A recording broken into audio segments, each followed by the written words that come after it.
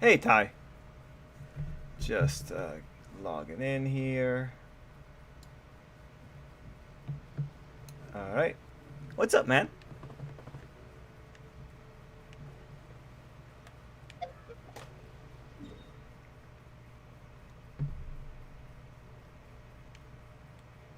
Okay. I'm just gonna be like just playing Genshin in the background, Ty. If you got anything you want to talk about, that's great. Shadowsta. Hey, Shadowsta. I recall that you showed up on the stream one time before. I'm pretty sure because I remember saying Shadowsta before. Anyway, Shadowsta. Hope you're doing well. So I could what? Ah, whatever, Ty, man. Like you have a life. It's no big deal. As long as you're healthy, Ty. I really, I am not upset or anything like that. Also, just to let you know, I'm fully aware that one day you guys will all leave me. It's just a natural part of life, and I just want you to know. I always come into this hoping that everyone that's ever talked to me is having a happy life. I'd honestly rather you guys have a happy life as opposed to be here to watch me stream or whatever. But, Ty, the thought is appreciated. Thank you very much. You're always so kind.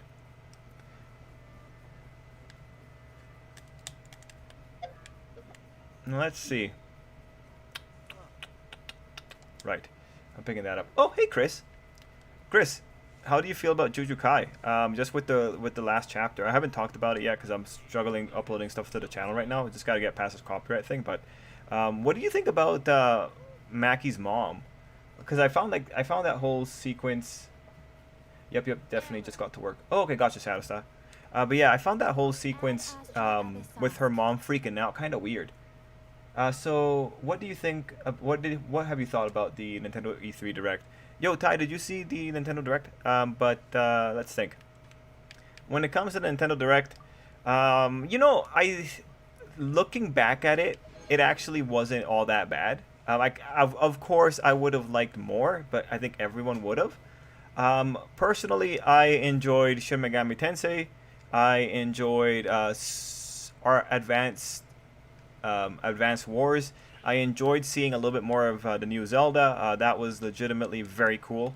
Um, and this wasn't on the English E3 stuff, but on the Japanese side, there was a new Super Robot Wars game, Super Robot Wars 30, and that is what made E3 for me. Like when I saw that that was coming, I was just like, all right, my life is set. And I know, kind of funny to draw my line at a budget title like Super Robot Wars, but I love Super Robot Wars. It's the most hot-blooded thing I can get into my life. I can't eat spice, but I can take Super Robot War. Um,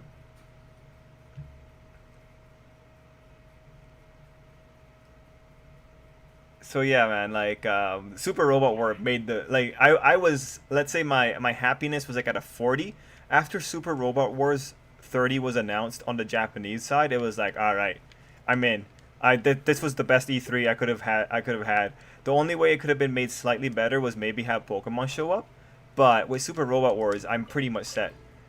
Oh, I can't wait. And the thing is, I'm still behind on the Super War games that I want to catch up on, but I am very excited. I cannot wait to see the insanity that's going to be happening on this next level of Super Robot Wars. God, I love Super Robot Wars.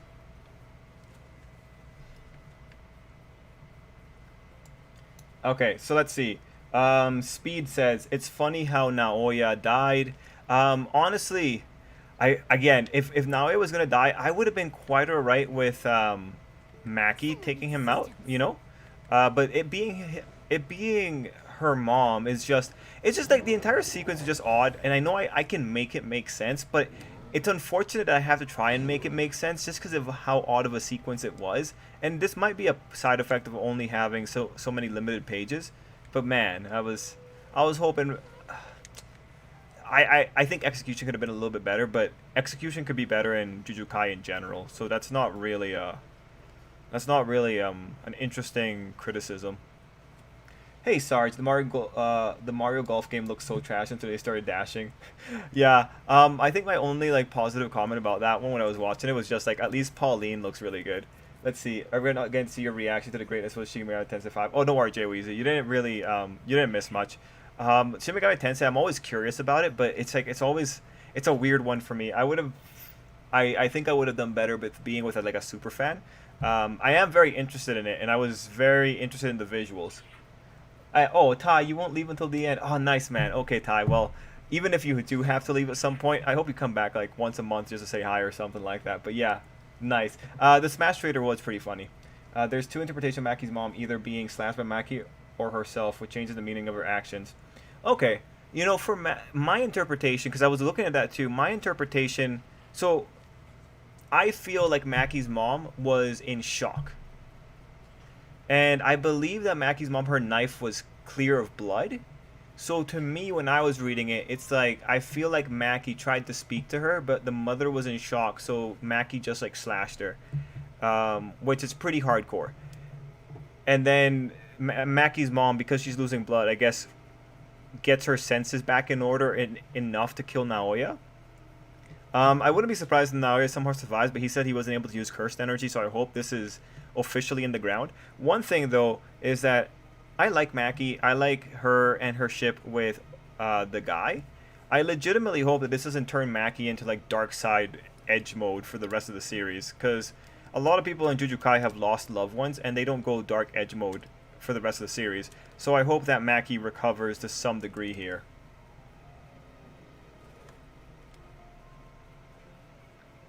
Hey, White Despair. I am looking forward to any new thoughts that you have, man.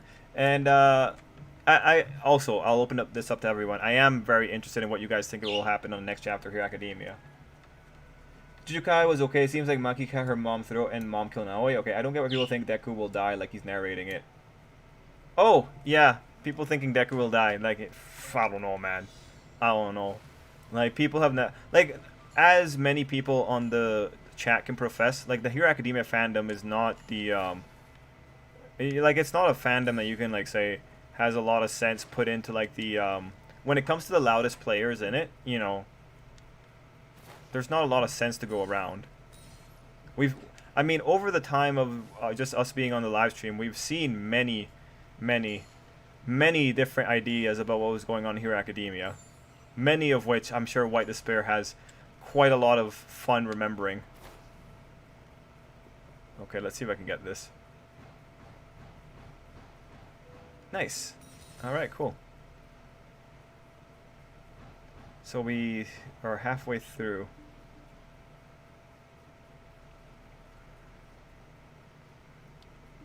Okay, here we go. And guys, give me a second and I will be right with your comments. Oh goodness.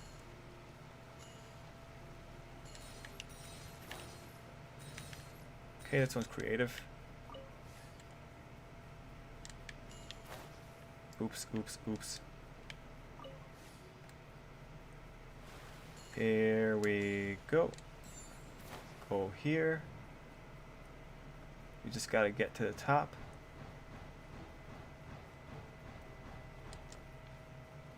There you are. Great, we got the big coin. Nice. So now, I gotta say, for the update has quite a lot of... Am I not done? Uh-oh. I'm not done. Anyway, the update is quite generous for the Primo Gems. I'm actually very excited for the future. I feel like for Genshin, the developers have realized that people have been bleeding, or like the game's been bleeding players, so now they're getting a lot more kind when it comes to the rewards. Anyway, Naomi and Maki were both my favorite characters. They died. Mahito was another one of my favorites. Oh, okay. Interesting. Interesting choice. Interesting. I mean, like, Mahito is legitimately, he's pretty okay. I find him, you know, let me think. He has cool moments, and he does pretty good plays within the series, but I don't think he's my favorite villain. I think I do like Geto more. Is Dr. Stone good? I've only read the first volume. Common, people tend to like Dr. Stone. I think it's definitely not for everyone. I think you gotta be like a certain kind of reader to enjoy it. People probably wanting the story to be dark and tragic because they think that the story is automatically made better if it has those elements. Yeah, no, idealistic stories can always be good, right? Naoya's death is a play on words. He said about women that can't walk through that deserve to be stabbed. Oh, I like that level of layer. Yeah, okay. Yeah. I like that. I like that. That's cool. Hey, Gohan, I wish you streamed on Thursday. It was the day my childhood's hero got a new series. That being He-Man. Trailer looks amazing. I didn't realize the similarity between All Might and He-Man. Oh, the He-Man stuff. Okay, I didn't know that, Ty.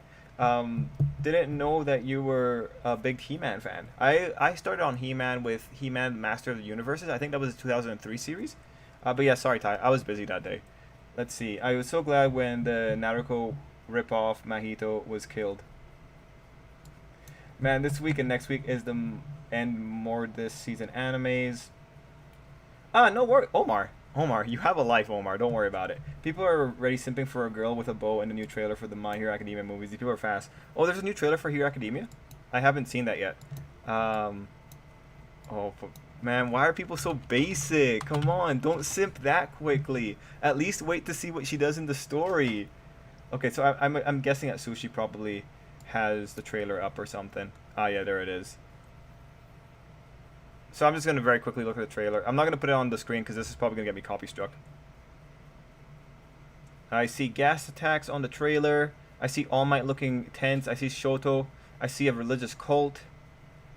That definitely looks like a cult. He definitely looks like a guy in a cult. Izuku shouting the insert character for the series. A waste of time, really. Whenever you have to introduce a new character and like give some kind of emotional backbone to the movie, it's just a little bit of a waste of time. Should do what One Piece does and just have the main characters fight villains. At least then it's like a celebration, which is what reviews always say for the One Piece movies. They're like a celebration of everything about the series. Oh wait, there's sorry, I can't let the audio play if you guys heard the audio. So I'm just gonna, there looks like there's international heroes here. Yeah, so there's one guy that looks so Egyptian. Holy shit. Holy shoot, man. You know, honestly, I don't think there's any international heroes coming to the manga. It's just not happening. That shot of international heroes was just for the movie, I'm pretty sure, because the author's done that before where he does shots of like 9 in the manga just to tie into the movie.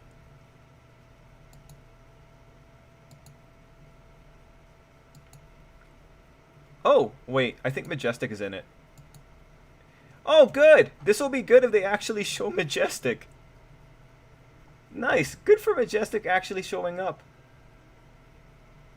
He looks... So that's his anime design for the trailer. That's pretty neat. Might do a breakdown for this later. Just because there's a lot of cool things going on here. I like how we assume there's going to be... Oh, okay, I see the bow girl now. Okay, where in this does Isuku get turned into a villain, is what I'm wondering. There's so many people on the screen that this is probably going to be pretty shallow for most characters. There's too many characters. Usually when that happens, things just get shallow. It does look like... Okay, the trailer legitimately does look like a celebration of Hero Academia in general, when you have so many characters popping up like that. Cool. Yeah, that's pretty cool. I picked up a new manga the other day, but it's very adult. Oh, okay. Gohan, are you okay reading adult series? Hey Trip, I was wondering what your thoughts are regarding the mansion being empty. Personally, I'm really curious about why the villains left the mansion. Yeah, I was thinking about that, but I didn't have time to put that in the video. When it comes to the mansion, really, it just sounds to me like they moved out of there after they found a new facility for Shigaraki. At the end of the day, the mansion was just a place for some racists to hide out in, right? So the mansion shouldn't have been equipped. To me, it just feels like All For One probably moved them out of there. I mean, if we recall, Shigaraki and them, they have another base. They have that one little dingy house up in the quarry, I believe it's called in English. Just where they were hiding before they messed with the racists. Or they were hiding there, like, you know, during My Villain Academia. So for now, I just think All For One, with all his money and influence, just move them around. Like, really, All For One must have a lot of offshore banking accounts, because, like, when you see him in the chapter, he's got his suit back on, he's on a nice chair. Kind of seems like he found his lair again, so... Yeah. Mark... Oh, boarding diary. Mark said, My Hero Academia fandom is still arguably better than the DBZ one. Yeah. It's just like, you know, like, the loudest parts of the fandom are always kind of the worst. But I wouldn't say no to that idea. I'm sure DBZ's been around for longer, and there's a lot more old men in that one, and old people tend to complain a lot more. They get a lot more jaded. Like in 10 years, I'm going to be a lot more jaded too. I'm going to be talking about how Hero Academia sucked No, I won't. Once Hero Academia is out of the limelight, I'm just gonna be whatever. Honestly, if Hero Academia has like a Dragon Ball Super type series, I'm gonna be super nostalgic about it. If they show any slice of life moments in the future for Hero Academia, if it has a second, like a sequel or something like that, 100%, I'm going to defend it every time it has a slice of life episode. Next line, no, it really is Maso Gakuen HXH. Oh, that one. Okay, I think maybe someone. Oh, there's a lot of comments. I think maybe someone will die because the explosion. I do think Kamui Woods will save it, but maybe he loses an arm, or maybe that lady dies, or Kamui Woods dies, or Edshot, or someone will be injected. Common.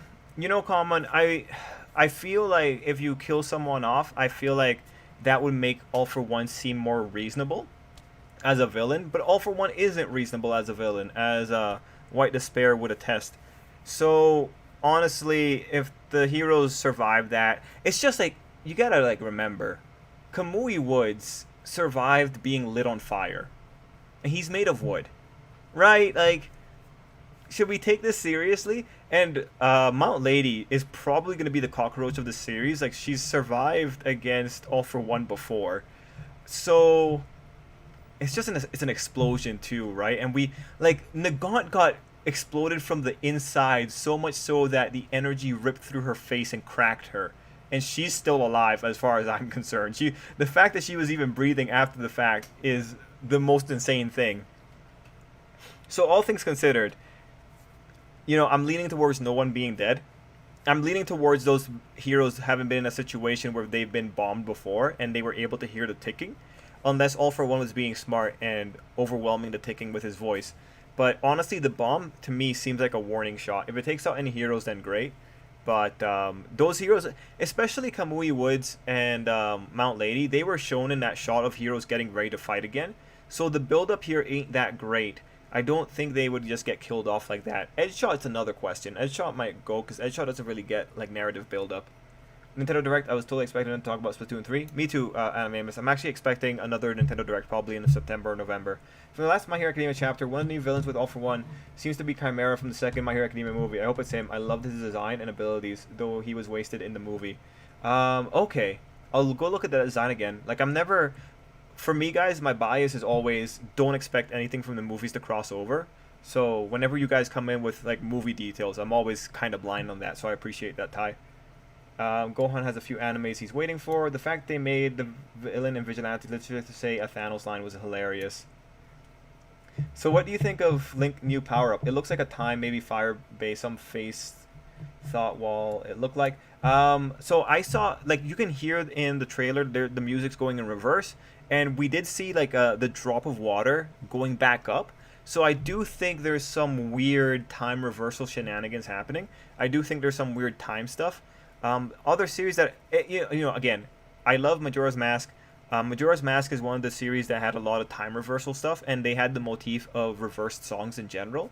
So when I'm hearing the stuff from Breath of the Wild, when I see that a lot of the overworld is still maintained from the previous Breath of the Wild, at least like what we see in the background, I'm very excited because if it's a budget game and they were able to reuse the majority of Breath of the Wild's assets, I'm very excited because usually when this has happened, they get really creative with the mechanisms. I'm very excited to see what kind of tricks they've come up with for this one.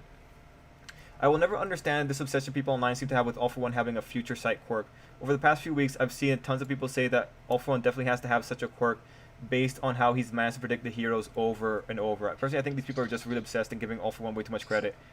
Yeah, I don't think All for One is that impressive. Like, to me, he's about as impressive as... Well, no, Urahara from Bleach is way more impressive.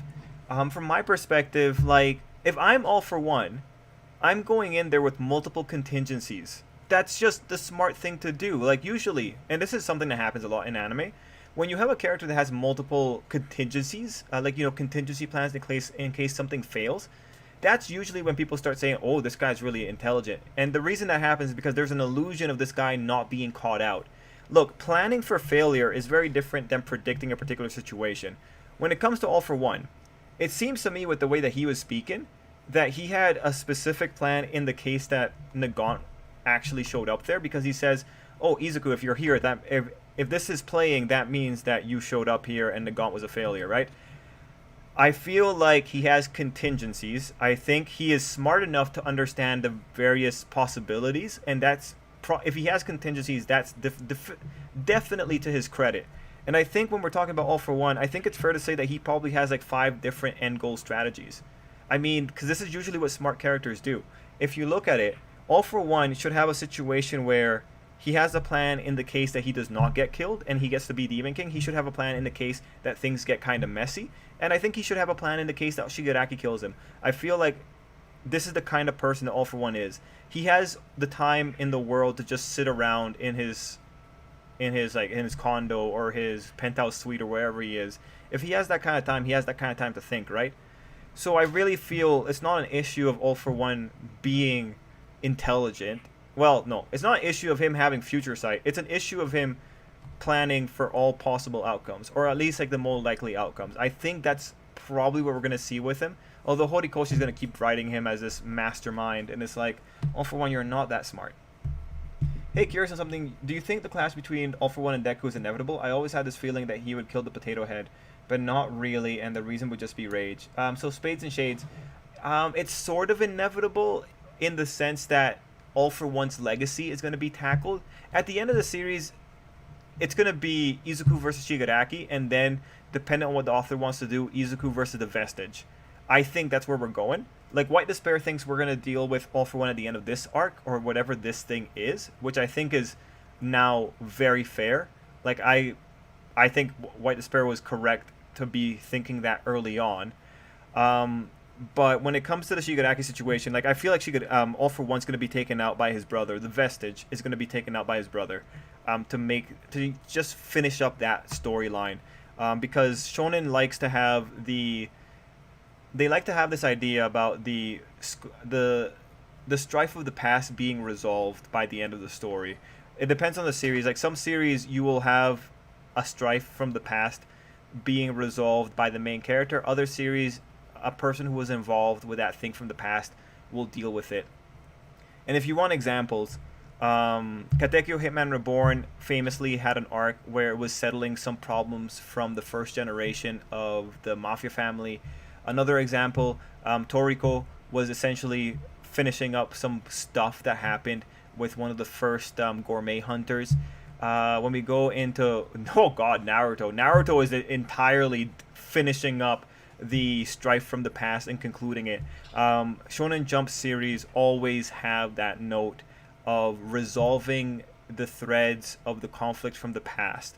And unfortunately, because you have people stuck inside of Izuku, that changes the narrative a little bit to bias it more towards the both aspects of the past resolving each other. And that's how we end up in a situation where it's very likely that One For All and All For One cancel each other out at the end of the series.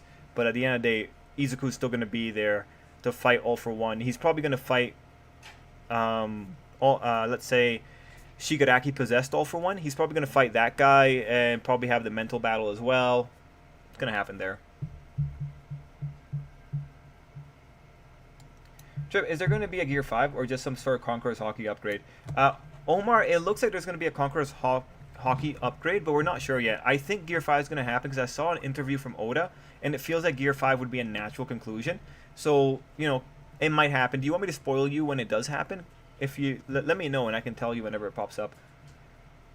My base, my didn't deserve it. Do you think that the story will shift focus away from Izuku and go over to UA at some point, or is it more likely that we'll follow Izuku and only see UA when he inevitably has to return there?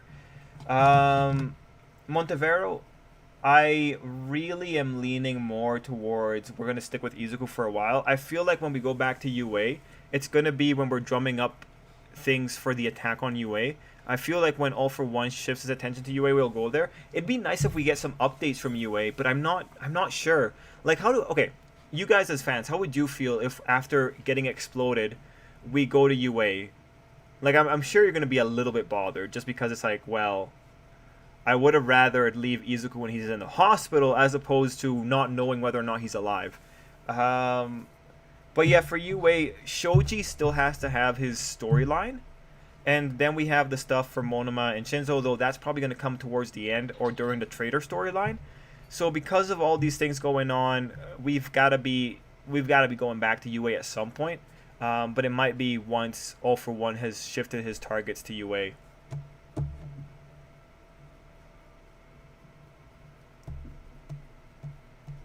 the Egyptian guy was just a standee. They were in a conference. Oh, but like, there's so many other heroes surrounding it, right? It's kind of weird that the Egyptian guy would be a standee, right?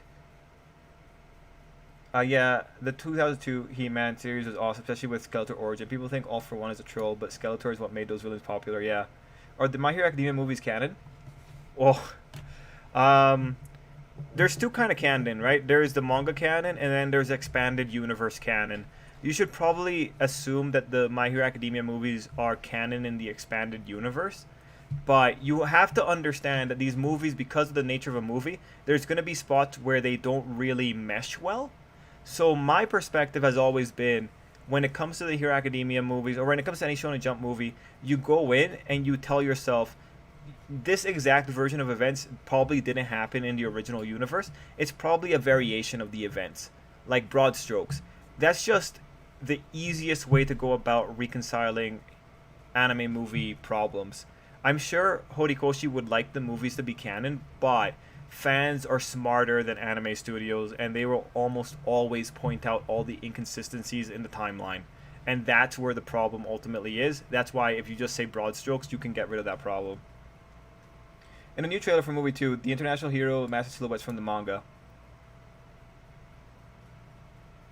Movie 3, I assume, right? Yeah, okay. Technically, I picked up 2 manga, but the first one I dropped because of later stuff I found out about it. Okay, people don't realize if All had a future, All Might would have never caught him. That's true. At least we get to see a few more frames of Majestic. Yeah, at least.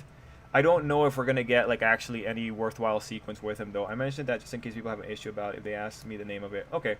I will ask you the name of it.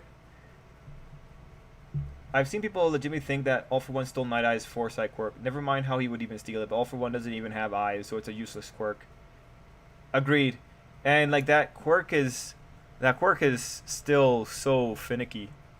Wasn't there a chapter that said, ooh, wait. Oh, hey Goldie Luffy. God, there's a lot of comments. Was there a chapter that said that something about maybe that ties to yeah, that's what I'm referring to, Sarge. Or what I referred to earlier. That was probably a tie-in.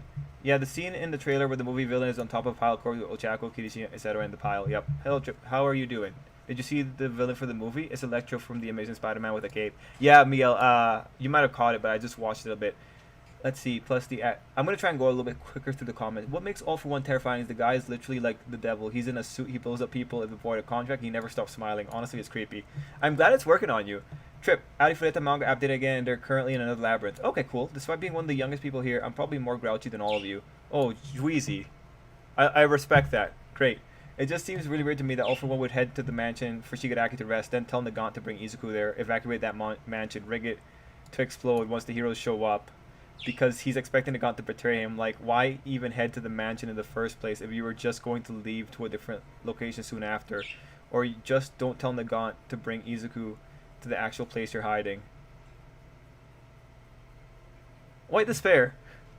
Like, I don't understand why you're questioning All for One's logic here when for the last few weeks you have been the poster boy of saying All for One does things for the sake of the evils. Yeah, no, man, like, All for One's plans here, we've been having this debate. Well, not even a debate anymore. It's just flat out an admission that All for One's pretty stupid in a lot of ways. Look, I really think it's an issue where the author wants to make it look like super impressive, but it's again that issue of it looks impressive when you see the end result of it, but when you start asking questions, it's like there's a lot of moving parts here that make this look kind of lame. Much like the example of Compress, how he had to potentially kidnap Bakugo and Tokoyami to make it look cool.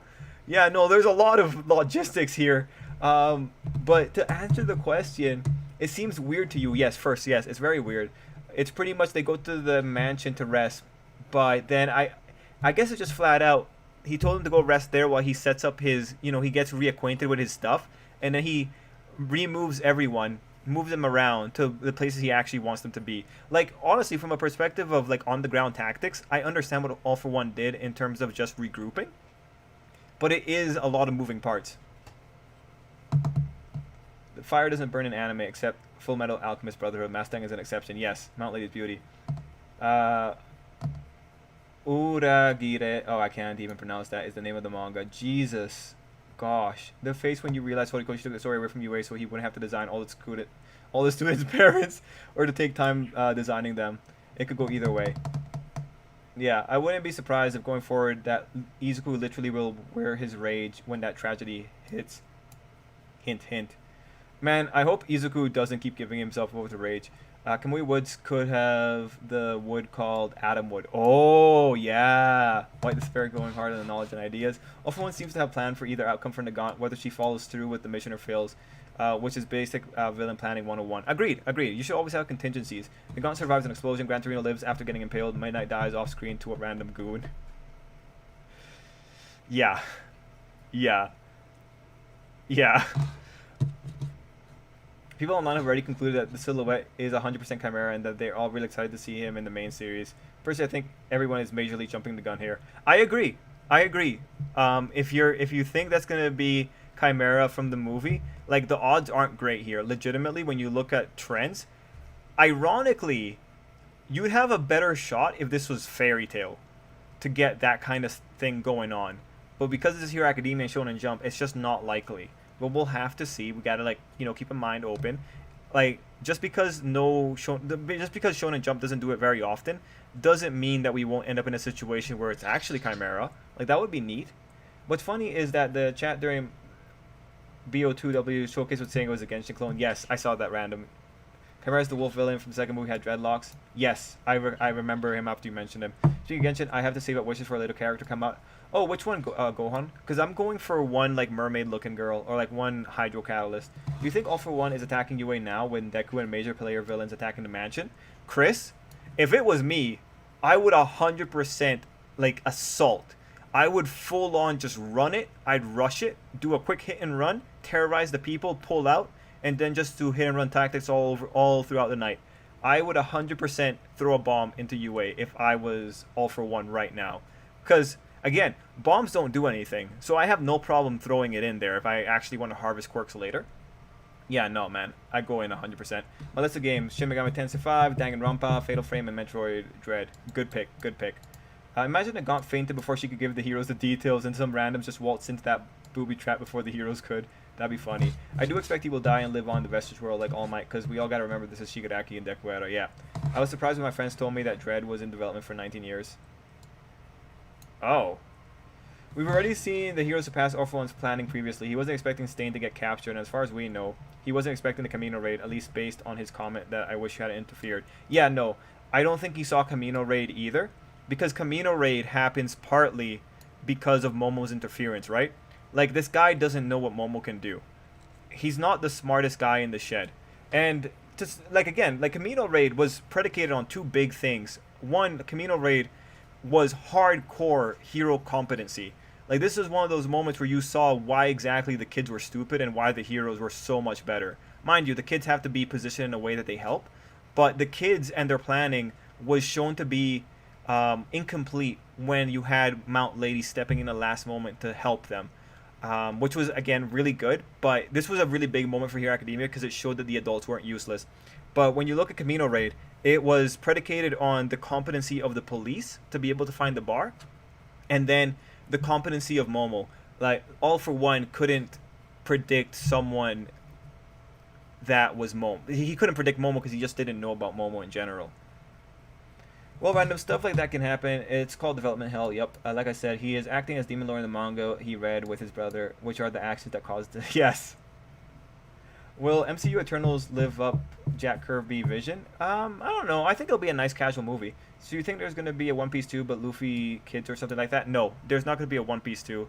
One Piece has made so much money that I think you're okay to leave the One Piece world alone after you're done with it. Like, this is a series with over 1,000 chapters. There doesn't need to be a One Piece 2. I think this is a terrible time to shift to UA. Good, I agree. That has been asked before, Omar, but personally, I'm not sure what will happen. I feel Deku needs to get somewhere safe first before we change to other people. Okay, so I agree so far with you two. A lot of times the movie version of anime usually aren't canon. Yep, it seems like the most popular theory online regarding next chapter is that we shift back to UA. I've even seen some people comment that this explosion is a good end to this mini arc. No.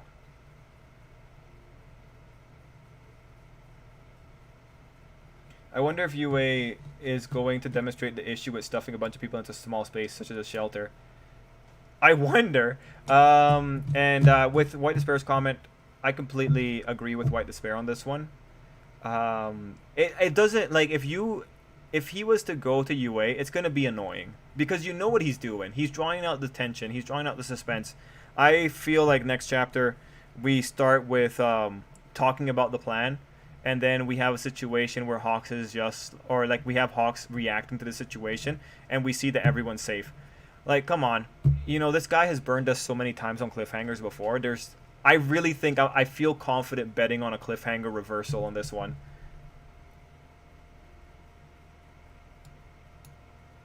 I think the Egyptian guy is a guy, and the quirk makes him look like an Egyptian hieroglyph. That's my first thought as well. If we go to UA for a while next chapter, I could take it because of Juju Kai with Nobara.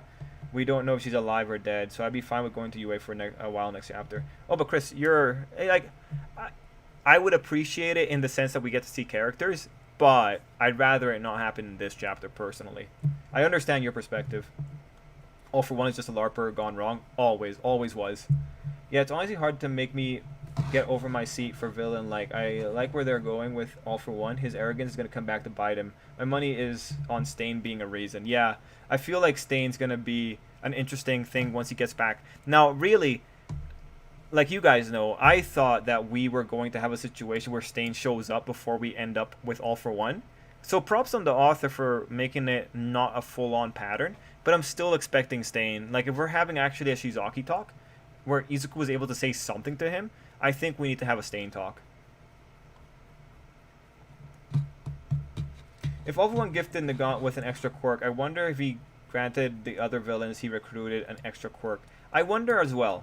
Stain doesn't act like a rational character, but he only got caught because he hurt Tenya's brother.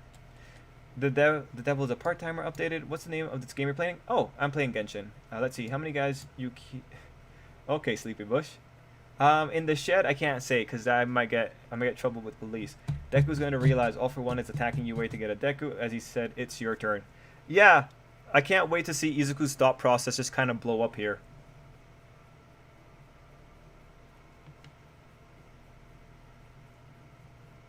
The Camino raid, this was also due to incompetent Dobby. The reason the police managed to figure out that the league villain was at the bar because Dobby had been spotted by civilians. It looks like we're slowly getting the Mega Digital in these couple episodes for Digimon. I'm very excited about that, yes. Something that I've been eyeing is for All for One is Evil Wannabe. He's not driven by rage. I want to make a theory on the rage topic. Just 1 out of a million chance that it comes true. Well, go for it, man. I'm going to be honest. I'm not expecting any of the heroes to be even remotely injured by this explosion. I'm talking like 100% okay, 0 injuries kind of. That's where I'm biased towards thinking too. Like my position is like everyone's going to be okay because of like heroic thinking of professionals. And then if we're actually going for something that matters, then one of them is hurt. Don't like that they're no longer teasing with the silhouettes anymore, but if Digimon end it soon, then so be it. Cram these evolutions in. I would have rather they did better about it, Animamus. Like I would have rather, when Joe had his big episode with the fries and all that, there's so many episodes that were wasted that they could have just had the shadows appearing there, but no, can't do that. I'm expecting Stain to come into play during the heroes confrontation with All for One, just going off of the far that when All for One was brought into Stardust, we were showing Stain glaring at him. Okay, yeah. I don't think we go to UA next chapter unless All for One attacks them. Yeah, I agree. That would be the way to do it. So we get Izuku and other heroes survive the exposition next chapter. Oh, I guess, like, the worst case scenario... You remember what happened in the war? Wait, am I close to the end? 1 second, Gohan. Let me check the message. I am at the end of the comments.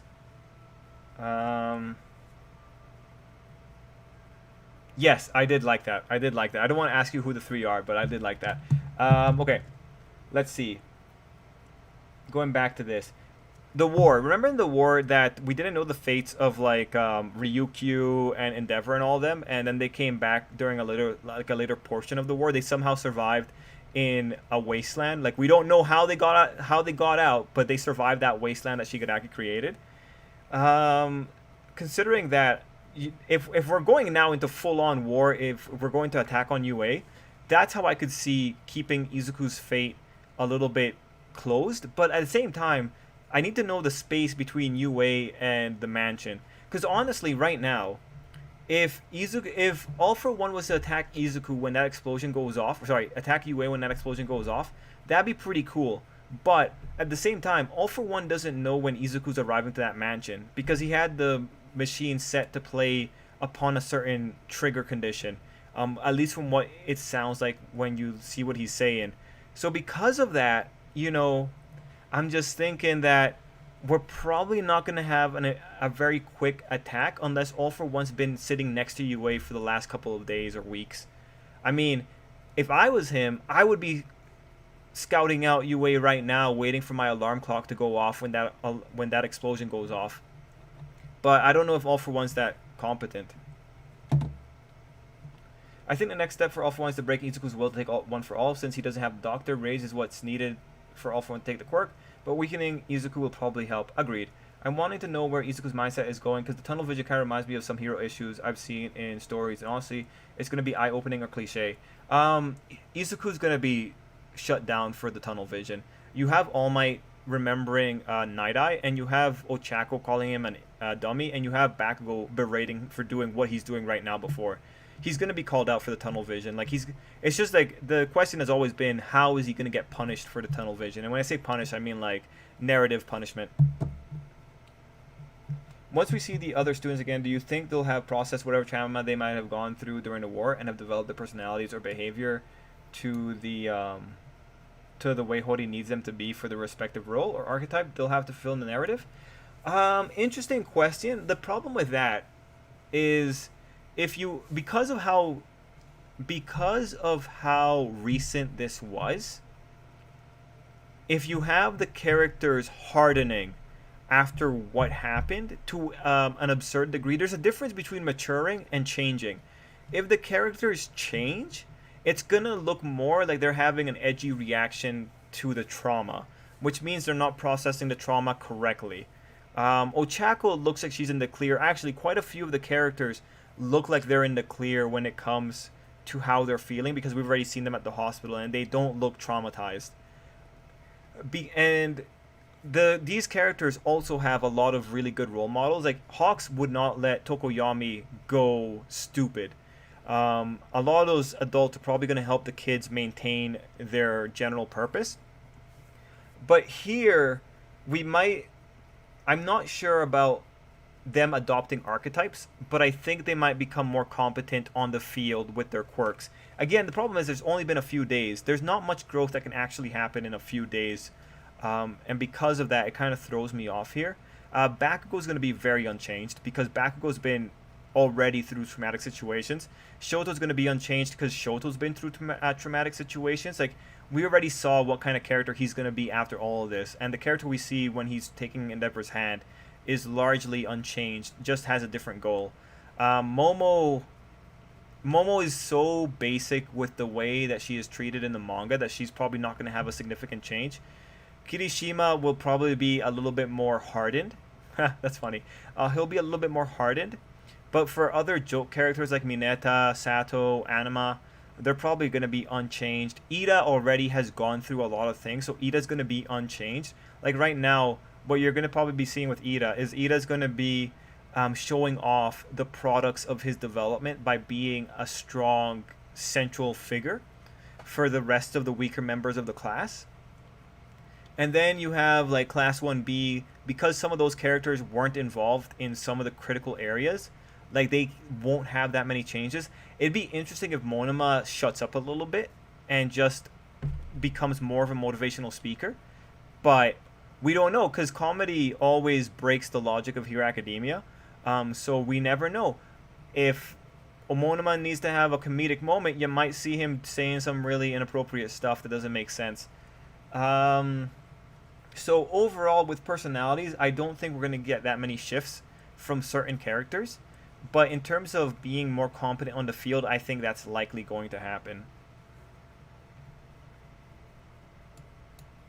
Speaking of Digimon, Bandai Namco was about that horror game, and DigiNavi doesn't seem like it'll talk about Survive either. Oh, that's unfortunate. We get a bit of a flashback of seeing the kids just as the attack starts. We see attack for a while as it looks hopeless. Izuku arrives last second. I've seen some people online claim that All for One lured the heroes away from UA so that he could attack it, but this doesn't really make sense to me because none of those heroes were at UA. So unless All For One's plan was to have that explosion injure them so much that they were out of commission, so that they couldn't serve as backup for UA, then this theory doesn't make sense. Yeah, no, like the people that were pulled out were the people who were investigating the Paranormal Liberation Front members. So there's no reason to believe that, like, UA is being protected by people like Snipe. That's the likeliest thing. And we don't know who else might have been with Hawks, because Hawks is probably keeping an eye from far away. But yeah, no. UA is still being protected. Mind you, the top 10 heroes probably represent a fighting force of more than 100 people, whereas the UA guys might not represent that same kind of fighting force. Ectoplasm by himself could probably do something. Okay, if we're looking at the UA teachers, if Snipe goes metal on them, he can kill a bunch of villains pretty easily. 13 can flat out kill a bunch of those villains as well if Kurogiri isn't there to check 13. Wild, oh god, Madhound, Wildhound, oh I forget what his name is. Wildmutt? No, that's a Ben 10 alien. Hound Dog. Hound Dog, I feel like he can maul a bunch of people, and Vlad should be able to beat a bunch of people. If Aizawa is there, he's a tactical nuke, so Aizawa can quite literally enable a lot of villain takedowns. So, like, Stain is a fascinating one, like a wild card, and Izuku and All Might are going to be involved, perhaps cause that ideology of his right now in the manga, oh boy. Yeah. Stain is a wild card, but Stain's going to help Izuku, more likely than not. Canonically, they all got their final forms at Adventure Try. Yes, that is very true. Trip, I'm enjoying more and more of showcasing Gale being a guardian for the kids while showing more of his tragic backstory. Also, Goblin Slayer talking... Wait, sorry. Not Goblin Slayer. GS talking about Millim's skill was a funny highlight. Oh, Great Sage. Got it. What do you guys think about what they're going to do with My Hero Villain Academia in the anime? I think they're just going to delay it. I think they're... Oh, also, I made a comparison video for the recent episode, and I'll be uploading it once I get past the copyrights. But yeah, for Villain Academia, I believe that it's going to happen still. They can't get rid of it. They're doing weird things with the episode, but I'll withhold my judgment. Is 86 mecha anime? Mecha in the sense that they're riding robots. I wouldn't call it a mecha anime. It's a war sci-fi anime. I want Toga to show up. She's the wild card of the characters at the moment. She can either make or break the hero's or villain. Horikoshi didn't use her to her fullest ability. She's better than Monoma. All For One's... Okay, no, I got that. Yeah, 86 we consider mecha. Stain was glaring at All For One. I remember. Kind of like the edgy boy. I also feel like All For One has already kind of played his big card, similar to how once Nagant pulled the shoot the civilian card, she was finished. Now that All For One has pulled the I predicted your action cards. Yeah. Well, he's probably going to repeat it multiple times. But I see what you're saying. Narratively, I would feel like he's getting closer and closer to being surprised. I also feel... Okay, no, I got that. Not really. They didn't have the high-end forms like Tai and Matt got in the older series. Even Angelwoman has an high-end fall called Mastamon. Yeah, no, they got their high-end forms. Like, Angelwoman had a big Digivolution where she, like, dark Digivolved into something else, and Kairi was just a big plot device. But everyone got their Megas in Try. It's not an issue of not really. They did get their Megas in Try. Like, the Megas that are coming out right now in this series are the Megas that the other kids got in Try. The best way to break Izuku hero spirit is to have All For One become Deku's stepdad. By having Izuku's mom fall in love with All For One, she could be lonely since her husband is barely home. Yeah, actually, like, if I was writing a villain that really wants to get to a character, and, well, actually, this is funny, because teen drama shows do this really well. They always kind of, like, make this kind of play. Actually, like, now I feel bad that I'm going to compare it to teen drama shows, but, like, high school hero shows, heck, even Teen Wolf, a lot of times they have plots where the parents get involved with a villain, and it makes things complicated for the hero.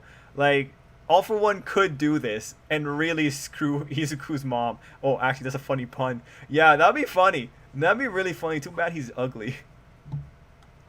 I kind of remember All For One is a guy with plans within plans. So how do you ruin that? Do you overthink, or you have someone who follows unpredictable ideas? Because I wonder what's going to screw him. Well, we've seen it before, Spade. As other people pointed out, flat out is just to bring in unexpected factors.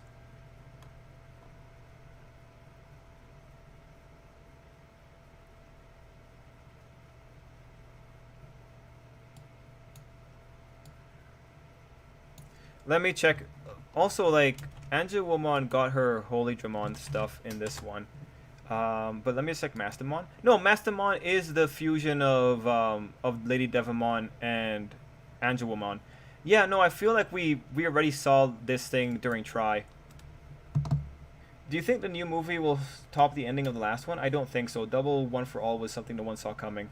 Yeah, I think you could do it. I think you could do it. You just have to make it really sensational. My previous question was based on the scenario that we don't see the students again for a long while. Like, Hody has to them change off screen. Oh, if we don't see them for, like, yeah, everything is based on the time frame. If the time frame's longer, I think you could see more. But I don't see how much longer this can go on. Like, I can't imagine Hero Academia being a post-apocalyptic for like 3 years. But I see what you're saying. Carrie's Angel has never been Mastamon. Her mega level is Magna Dramon, which was seen in O2 and in Try. But then again, Extreme... Wait, didn't... Okay, wait, Anime miscorrect me. Didn't Angelwomon have like a dark moment during Try that she was combined into something else? Because Kyrie got possessed or something like that, right? Because I remember complaining about Kyrie a lot. Then again, extreme tendencies are the only way to deal with All for One currently, but I think he knows this and he might spin that in his favor because, again, it's All for One, yeah. I think Mina's probably going to be hit the hardest from the aftermath of the war. She reassures Mineta that everything was okay and she choked in the face of danger. She might quit or need a pep talk. I think she might need a pep talk. What are your thoughts on the change of order in the arcs in the anime? Having the Christmas party before the My Villain Academia arc, do you think it will have any actual effect on the pacing? No. So, like I said before, I've made my comparison video, so I'm going to be very good to talk about this in the future. But this arc, or this episode, adapted 3¼ chapters. Actually, no. Like, it's kind of like, yeah, it went from chapter 216 to 219, and it adapted all of 217 and a good chunk of 219. I think a good chunk of 218 as well. I don't care about the pacing. The pacing is just going to be whatever. Like, this studio always is just kind of wild with their pacing. But in terms of the framing devices, there are some things that are being changed such that you got to be a little bit more cautious with how things are being introduced. Moving things to... It's just going to be weird. Because if they go to Christmas, Christmas was 7 days after the events at Deika City. Is that what it's called? Anyway, Christmas was like roughly 7 days after. I think it was a few days after. So they would, if they go to Christmas and they keep the timeline, they'd have to flash back to what the Paranormal Liberation Front was doing, and then they would have to flash back to what the League of Villains was doing like a month earlier. So there's going to be like a flashback within a flashback, which is kind of bothersome. And then other things, I think they could have kept the commercial in for this episode. I think there would have been nothing missed in having the Detnerat commercial play, but we'll have to see. Snipe can just shoot a bunch of villains. Ectoplasm could either take out a bunch with his constant stream of clones or just one gigantic clone. Aizawa can shut down a crowd of villains or simply look at All for One and have it drop dead. I see people say that heroes are going into a situation they're going to lose trying to fight All for One in the current method. I mean, yeah. This is one of those situations where it entirely depends on how Horikoshi wants to frame it.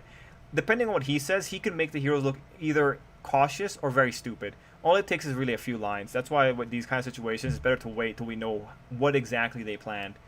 President Might makes a person heads explode if he wanted to. Yeah, plus whenever Angela evolves to Holy Dramon. I don't think anyone is going to leave. Deku already left. Neither Mina or anyone will leave. I think the point of leaving UA passed. It would feel weird now. Yeah, but I don't think Izuku has left UA. Like, Izuku's probably still under UA's watchful eye. I mean, like, All Might with him. All Might's an employee of UA, right? Like, he hasn't really left. Ned Zoo is not going to be like, okay, this kid's out of there. He's not going to fill out paperwork right now. He's going to be like, okay, All Might, Izuku, I get it. One for all for one. I know about this quirk. I know you're being chased. I know this is a shitty situation.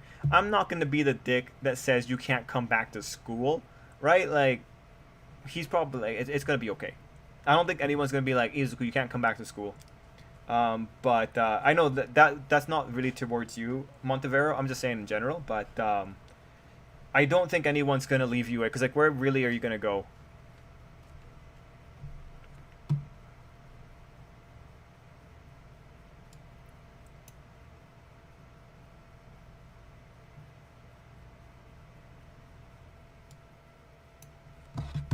Oh, Miguel, Trip, I don't know if you read the comments of your video, but someone mentioned that using your quirk is a way of expressing yourself. So by that metric, heroes are individuals that are referred due to having the chance to express their individuality. Oh, that's a good point. That's a good point. Because like people have said, like villains have said that before, that they're being repressed from showcasing their true selves. But honestly, okay, you know what? That one actually is because of preaching. That's propaganda. Look, I don't care if you say that you're expressing yourself is through your beating up of people. Look, and when it comes to the quirks, quirks are a fundamental part. Like again, I think a lot of the big this kind of goes off of my conversation about the situation that happens when you call quirks individualities, because it makes the quirk feel more valuable. The reality is there is a different emotional charge to individuality compared to quirk. A quirk sounds like something weird, funny. You know, it doesn't feel like it's integral to you. When you call someone quirky, you're just acknowledging, oh, you know, this guy is a little bit different than the others. But when you call something an individuality, right, things get more sensational. So going back to this point, I understand that, but there's more context to the situation. And whenever anyone says that their individuality is being hampered by the inability to use their quirks, that's stupid. Because the way I see it, you can't use your quirk because there's a good chance that you're going to get in trouble. There's a good chance you're going to kill someone if you have a really unregulated quirk. And remember, in Hero Academia society, people use their quirks, and most people will say nothing about it. Like if Inko drops something, Inko can pick it up with her quirk. No one's going to stop her. That's all it is. No one's going to stop her. No one's going to stop the mutant shapes from coming out into the world. That's why this whole point about expressing yourself is stupid. And the big comparison point is just flat out, a quirk can be used. Your fist can be used. You want to express your individuality. Maybe you're a really good boxer. Does that allow you to just go out there and use your fist in the way you would use a quirk and punch someone in the face? No, of course not. So when it comes down to it, when it comes down to the argument, I understand the argument, and it's a sensationalism that happens when you call a power an individuality. When you say that a power is something that makes someone an individual, it's a big problem. But from my perspective, being unable to use your quirk is not infringing on your individuality, because at that point it kind of feels like you're saying being unable to kill someone is infringing on your individuality as a murderer. Mind you, I'm going for the most extreme cases, but thankfully, Hero Academia's people that would say this are the more extreme cases who actually want to try killing people. Like heck, we saw what happens when Curious was trying to express her individuality. She tried to kill Toga. So, and I'm picking on her because she's one of the members of the Liberation Front that wants to liberate people's individuality, but that's my overall perspective on it. So this, and again, like when I do like this line of thought, because now we're getting into just a difference of opinions here. So thank you, Miguel, for bringing it up, because I didn't see the comments yet. But one thing I will even say here, having the chance to express their individuality, this ignores that a good chunk of the people in Hero Academia already can use their quirks. And again, saying that you have a right to use your quirk just seems very immature to me. You don't have a right to use your quirk in the same way that you don't have a right to punch someone in the face. And again, like when you know that people can just use their quirks in public without any real repercussions when they're non-dangerous quirks, this entire thing just goes by the wayside. Currently looking at Izuku, he's improving at good pace, but is good not good enough, because I've seen enough stories to know where he's going. I don't remember them ever getting mount. Actually, Angel 1 first Digivolta and 2 non-original but try is part of the same continuity. Anyone else not like Amber from Invisible or Mark? Oh, I like... Oh, wait, no, I don't like Amber. No, I like the other one. Also, I don't remember if it was... But they mentioned that to the students that the reason why they have special attacks or cap is to communicate a personality to the public. Yes, it was Mount Lady and possibly Midnight, because they were both there on that... propaganda lesson. But it's another question if Izuku is going to be at the forefront, if it's just a group effort facing all for one, but not just with heroes like former villains and vigilantes team up against him possibly. People don't like Amber. In Adventure, though, Patamon turned into Goldramon, which never happened before. Yes. I don't like Amber because of her knowing what Mark was going through and still being like that about it. Yeah, I don't really like superhero shows when they get into like logistics of drama. It's just, I never feel like it's actually what people would do in a high-stress situation. Can't wait to see how they wrap things up in Odd Taxi. Yeah, I have to catch up with it. Let's maybe talk about the original series. Let's see. Angela. Oh, well, Gohan, just to let you know, people were talking about the original series and also keeping in mind Try's events. Angela turned into Ophanimon, fall down mode, then combined with to become... Oh, okay, gotcha. That's what happened. Angelwoman is cheating on Lady Devon. Yeah, Angelmon digivolved into Magnus Angelmon, then digivolved into Seraphimon. I couldn't hate Amber when both Mark and Amber sucked in a relationship. Also, it's pretty common in shonen that MC becomes a dropout. Yes, I only remember the OG series. Try just looked up and it was a movie series that was really supposed to be another series. Never saw those movies. Oh, I highly recommend it. Go on. Go watch them. I agree, but the worst of them was Amber. Some quirks affect the psyche of the person that has it. What character do you have on your... currently in my... Oh wait, what character do you have on your radar currently in Hero Academia? What character do you have on your eyes? You have your eyes on. Okay, no, there we go. What character do you have your eyes on currently in Hero Academia, Mr. Trip? In terms of people, well, Shoji and Nejire are characters I have my eye on. Some people have the luck of the privilege of using their quirk due to being heroes or not being a dangerous one.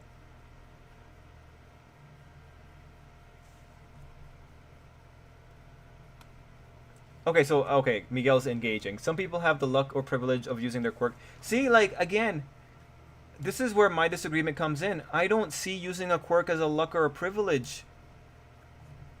Yeah, I don't see it, you know? I don't see it. I cannot see that as a privilege.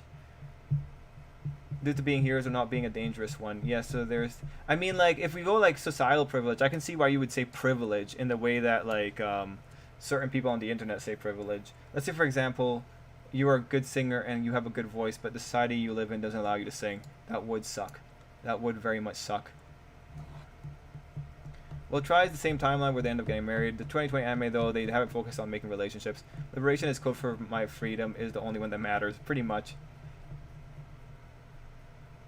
But let's see. Miguel, did you write more? Because I want to keep talking to you about that one. Oh, no, you didn't. But, okay, so I'll just look at those 2 points. Some quirks affect the psyche of the person that has it. That's good.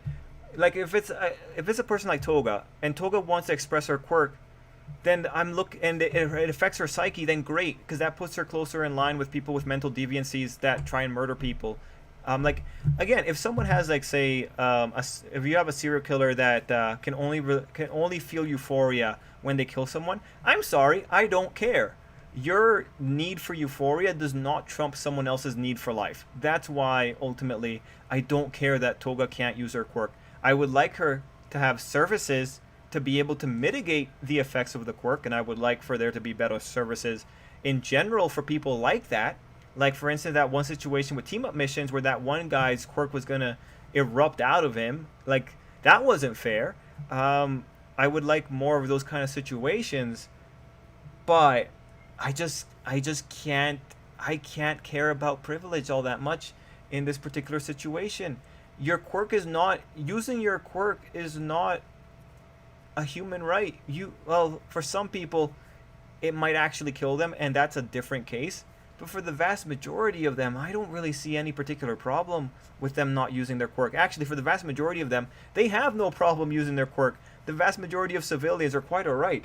But I would take this on case-by-case basis because I know there's different examples for it. But your example about a good singer, you have a good voice, but society you live in doesn't allow you to sing. I feel that. It's a really oppressive society. I feel that. But if you told me that you tried to break society because society wouldn't let you sing, you kind of like... in the grand scheme of things.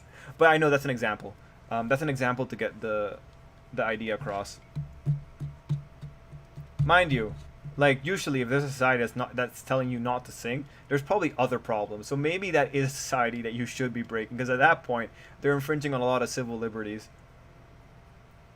I'm not sure about the idea of Mina being shown to be hit the hardest from the aftermath. There are a lot of other more important things happening in the plot that I don't know if she'll get any. Oh gosh. Montevero. Oh, there we go. Any actual character focus will happen on what with her choking up. What saddens me to say, but given the fact that Horikoshi's name dropped Shoji Osero, but not her, makes me doubt. Montevero, Mina is tied to Kirishima and Higanto Makia, and right now she's being tied to Momo. So there is a good possibility that because Kirishima is there, Mina's gonna be brought into it. If we ever have to deal with Higantomakia again, Mina's gonna come back in. So I'm not worried about Mina. There's other characters that are more worrisome, but because of who she's associated with, she might get dragged into the plot. Deku is fighting for the whole country right now, kicking him out of the school for the fighting to save the innocent. The people would turn on UA. Yep. You think we'll see any hero students still wanting to be heroes after the war? Maybe not class 1A or 1B, but upperclassmen dropping out of the hero course. I still want to see the effects on the school. Maybe like 1 or 2 just as a thing, but like UA is about having the best of the best, right? So UA might be good at keeping kids. There's some people call Amber feminist without proof showing her is one. There's no mention of Amber being feminist, and I watched the series 3 times. Oh, I don't know, John. I just know that I just don't like her. I just know I just don't like Amber. Also, I don't think Izuku... Like, I don't like how she starts dating Mark. I don't like anything about how she approaches him. Also, I don't think Izuku will be going to UA for a while or maybe forever. To keep it situation of it away this long is concerning. I've been wanting Izuku to get this kind of character raised. It's music to your ears. Or lit. Or musical notes. It's a very objective take, actually making selfishness a virtue.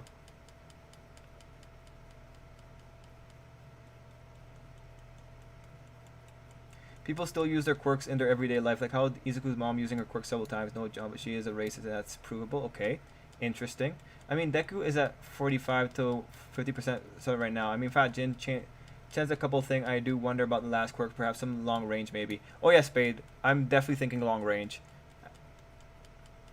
Let's see. Yeah, like I said, not interested in Sora and Matt pairing. Yeah, no. I do like how they sat around and talked together Megalobox about Joe's decision why he's facing Mac in a boxing match. Ooh, I haven't caught that episode yet. Okay, even people like Shinzo were called villain-like, even if he wasn't using his quirk. You do not need to harm people to be discriminated against for your quirk. Yeah, and that is a big problem. That is legitimately a big problem. That might get worse depending on how people come out of this situation. But now we're changing the argument though. Now we're talking about like the way people perceive other people. Like that has nothing to do with that has nothing really to do with the issue of quirks being an expression of your individuality.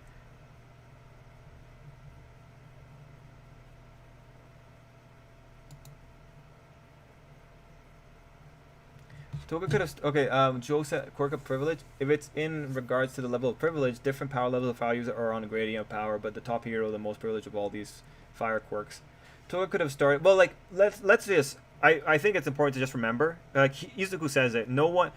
people are not born equal in Hero Academia society. Your value is determined by a quirk.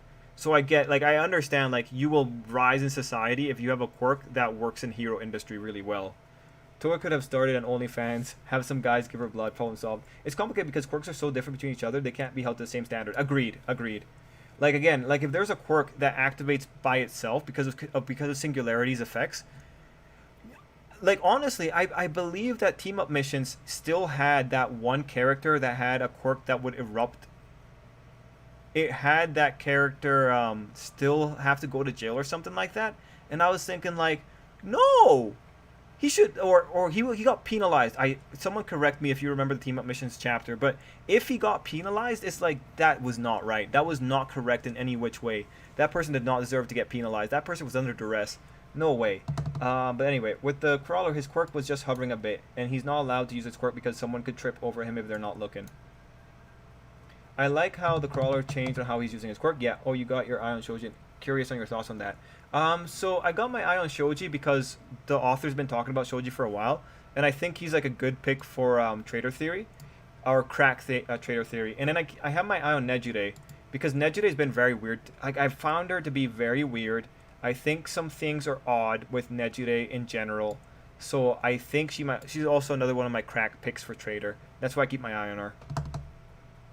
Miguel says a quirk is like an innate skill. Imagine you cannot use nor learn or train your personal skill. That makes people not being able to explore their quirks properly and messing up. And due to these people not being able to explore their quirks properly, they mess up. And since they mess up, they might end up hurting someone or themselves. And then they get the villain label. And it's a shame the only way you can get to be in a safe and encouraging environment to explore your quirk is by being in a hero school. So, let's see. Miguel, I'll say, like, with your conclusion, I agree with your conclusion. It is a shame that there aren't more facilities for people to try out their quirks safely. Especially if they have, like, a crazy one. But I see like, you making it more about an intrinsic value. It's just like, at that point, I still don't really care, Well, no, I care about your thoughts on this. But from the perspective of like a villain whining about it, still don't really care, because you can make that argument, but I know the vast majority of people are pretty lazy. Like, the vast majority of people will never even bother trying to explore to see what skills they have in real life. So, like, when I look at it with a quirk, to me it just seems like it's just super indulgent. Again, though, I do think it would be better for them to have a safe area to use the quirk, because I don't see anything wrong with that in particular. But my main point of argument is just whether or not it's really that bad to say no, you can't use your quirk in public, because it doesn't say anything about using it at home. Like, you can use it at home if you want. But yeah, I just don't see, like, what do you express by going outside and letting an explosion rip out of your hand, right? What is there to express in that situation? What do you express in a situation where you turn into another person while you're walking in the streets? What do you express in a situation where your ears grow larger or your fingers extend? And what about mutant shapes? Mutant shapes expressed, like, are they expressing themselves just by walking around? I mean, I guess, in the same way that people express themselves by getting tattoos, but I guess I just don't care that much about expression. I think that's the bigger issue, Miguel. I think I just don't care that much about expression. Because, like, and this is from my perspective, but in my perspective, I'd rather people not know about me as I go about in my personal life. Like, honestly, I think giving away information about yourself is a pretty bad move in general, from my perspective. From my perspective, the more things you keep under wraps in the most vulnerable situations, the better off you are. So I guess that's an important stipulation to keep in mind about me.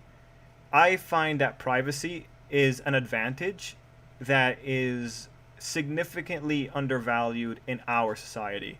And I feel like privacy gives you a lot more leeway to do certain things. But that's my perspective. So, but I think that's where, like, a lot of my disagreements are going to be stemming from. It's just like, I don't find that expressing yourself is a privilege. Like, I'm even thinking about it, like, from Buddhist philosophy isn't a philosophy that says talk about the things you want to talk about or impose your will on other people. Like, Buddhist philosophy just flat out says only share opinions, or, like, share opinions when people ask you for your opinion, kind of thing. Because of the ways that the implications of imposing on something work out when it comes to your karma. But yeah, no, for those that don't know, I follow a little bit more Buddhist philosophy than anything else. So that's probably why I'm coming at it from a different position, Miguel. But again, just to make it clear, I do agree with your situation about it'd be better if people had more opportunities to explore in a safe environment. Trip, have you ever seen Gattaca? It's exactly the society that early Endeavor would have loved to be in for his, at the time, wants. Gattaca. No, I haven't, Joe. Out of curiosity, do you think that quirk singular theory will actually be correct or eventually proven wrong? I was just curious because I was reading Volume 28 and got to the part where President Mike says that nowadays the quirk is considered fringe thinking reserved for cults.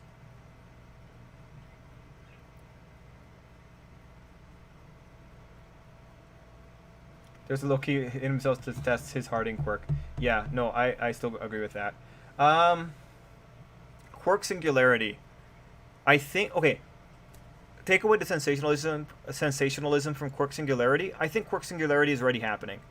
Aoyama is a victim of quirk singularity because quirk singularity, all quirk singularity says is that as well, President Mike understands it as a different thing. What quirk singularity is from Garaki's perspective is simply the phenomena where quirks develop faster than the body can keep up with. So there's just no way around it. I think quirk singularity, I think it is here to stay. I think Aoyama is the product of quirk singularity. I think Eri might be the product of quirk singularity. The big question is whether or not a person who can't control their quirk, can that person gain control in the future? Because that would be the only thing that would take away some of the bite from quirk singularity. But at this point, I think if you're laughing at quirk singularity, you're probably going to be like the many real life academics who laugh at other people who come up with the theories that are the worst in the current time but are vindicated in 30 years. Let me tell you, it is not uncommon for people and academics to shut down other emerging academics only for those emerging academics, after being ridiculed and stripped of their credentials and being laughed at by their peers, to be vindicated after they have died like 50 years later. This is not an unusual phenomena. So I would expect that Horikoshi could model it in Hero Academia. Look, academics, for anyone who is involved in academics, is ridiculously dirty. It's a ridiculously dirty game. It's a dirty world with a lot of big egos in it. When it comes to just in general, this idea, people calling something a fringe theory to me, nah, that doesn't sell me on something being incorrect. It's just a matter of whether or not it's been properly accepted by the public at large. So my take overall would be based on both in-universe context and out-of-universe context. I think quirk singularity probably has some merit to it, but probably is a little bit more mitigatable than Garaki might have thought. Honestly, why is it only people with hero license allowed to use their quirks? If Ochako only used her power for construction, maybe make a license that restricts quirks to their workplaces. Well, that's a big question. Like, we just don't know. We don't know if something like that exists. We do know in Vigilantes, someone was able to get their hero license while they were working as a manager for an idol group, but we don't know how legit that was. I think it's an issue of protecting yourself. Since you don't feel the necessity of expressing your individual, it makes you think that others might not need that. Yeah, I don't feel the necessity of expressing my individuality. It's the same as how some people think representation is very important to them and people who don't. Yeah, no, like I agree. Like, that's my bias on that one. I mean, like, I'm not gonna die for not expressing myself. People express themselves because they seek validation. You don't seek validation from others in that way. That's why it's not important to you. Oh, okay, so Joe's saying like an interpretation of that. So do you think we get some chapter away from Senku moving forward, like going to Taiju in Corn City or Xeno in South America, to what they're doing while Senku gets city build for the Rockets? No, I think we might get like small update chapters, but I think we're gonna be stuck on Senku for a while, Chris. And to me, it sounds like President Mike had been listening to the same people who dismissed the log leak theory. Yeah, me too, Joe. Guys, okay, I can't say much about this but with regards to that, honestly, my personal theory about that LL, the whole LL hypothesis, I think this was the case early on. I see no reason to trust China of all people. I think like in a year, the story's going to be, almost everyone's going to be agreed that this is what happened. Maybe 2 years. Just they're going to wait for more time to pass and then they're going to like slowly come out with it. Like it's very likely this is going to happen. There's just so much stuff going in the background now. Like with Fauci's emails and all that. Like, yeah, nah. It's 100% China. The whole quirk expression reminds me of this X-Men story where a mutant teen could release random explosions and couldn't control them. He couldn't be in public and wiped out innocence. Oh, that sucks. Wolverine had to kill the teen at the end of the story and shared a beer with him since he felt sorry for him. A beer with him. Some are just born with quirks that are way too dangerous to be in society. There should be a quirk class in normal schools for people to have some training with their quirks so they don't wait till it explodes and then get trained to control it. I agree. I miss some of the old school X-Men stuff. Also from that, I've heard apparently Quicksilver will be the motivation for the villain cult in the film. Oh, yeah, sure. Like if the villain cult wants to get rid of quirks before like the Doomsday quirk pops up, that'd be a pretty good motivation. Gran Torino said he only got his hero license because he needed to use his quirk, if I remember correctly. Yeah, but the hero license is also hard to get, from what we understand, right? But yeah. I mean, I guess like the provincial license exam only tests judgment. If you have good judgment, the whole issue with the quirk gets solved, right? Because ultimately, like what the license is saying is I have good judgment to use my quirk in society. Actually, like maybe we should consider this more like cars in a weird way. Like, you know, you don't have a privilege, like you don't have the privilege to drive on the road. Driving on the road is a privilege afforded to you by the society that you live in. So you could say that using your, but if we go that direction, it gets a little bit worse because using your quirk in society. Oh wait, no. Using your quirk in an area where there are other people going about their lives is a privilege that society grants you. Yeah, I think that'd be a fair way of going about it. Again, because of the danger aspect of quirks. Yeah, I think I'm okay with that because like quirks can still be used at the household. There's actually no real need to have to use your quirk outside when you're out and about. Yeah, if people got a license to use their quirk outside, I think that'd be okay. Yeah, I think people should. You know what? I'd be actually quite aware with like a license process for quirks. It's just because the overall issue is you need some kind of proof to say that someone was responsible and liable. I think that's the big issue when we're looking at the quirk situation. From a society perspective, the reason that quirks aren't allowed outside is because of how hard it would be to litigate against it. And it's always about like the worst case scenarios.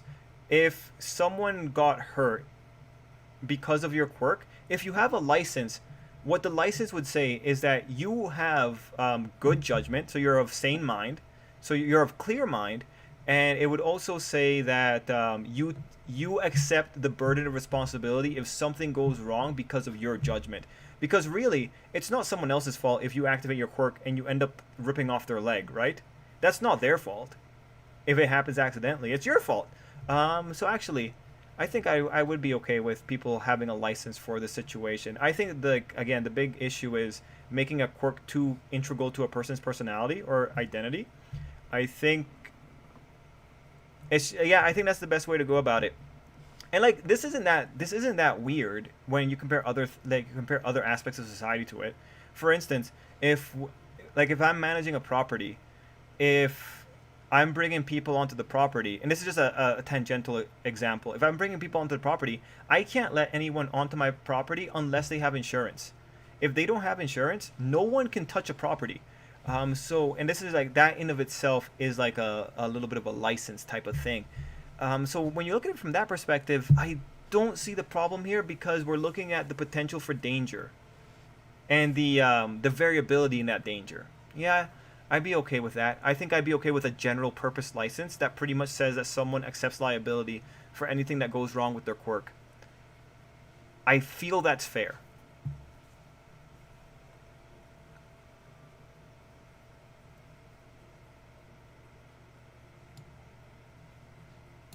Deku mentioned that when she talked about working for her dad, said if she did that, she could sell the construction equipment.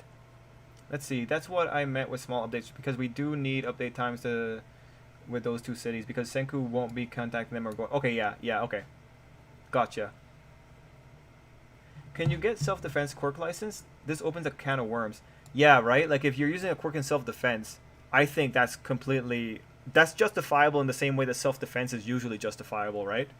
There are other licenses for other work like construction, I think. One thing I would fanboy over is if Izuku learns to literally wear Black Whip or harness like Venom suit, because boy oh boy, Tongue Shot was a reference to Venom or Carnage. Yeah, no man, like I'm actually really hoping for Black Knight Izuku. Honestly, I'm so excited for it. I might have missed it, but did you read my comment on Matt and Sora, why the creators put them together, even though... No, I didn't. Did you write that? Please, tell me again, Ty. Jiro questioned why the electric villain from USJ was a villain, because his quirk made it easy for him to make it big in society, even if he didn't pursue a career as a hero, because electric quirks are in high demand. Okay, so... Are people using the quirks, then? How can they be in high demand if you're not a hero? Well, you must be able to use it. The issue is that heroes make their quirks a part of their personality. Well, so do the villains, though, right? Actually, is Endeavor's quirk a part of his personality? I mean, I don't... Is Hawks' quirk a part of his personality? Like, he's using it, but I don't see the connection from Hawks' quirk to his personality. I guess he has some rhetoric about flying. I don't know about... like, do they make it a part of their personality? Like, what do you mean, Miguel? So if I had a fire quirk, I could get a license for welding, for example. I think Jiro said people got electric power pay lots of work at power plants, and that reflects on media making people want to also express their individuality through their quirks. Oh, I agree with that. I agree with that. I feel like media's overglor... Like, again, it all comes back to the media. Media's overglorification of heroes, 100%. 100% is making the situation worse. If people didn't overglorify... If people didn't treat quirks or heroes as such a big deal, this problem becomes different, because then it changes the conversation from what everyone else should be going for, right? Oh, damn it. I screwed up on that timing again.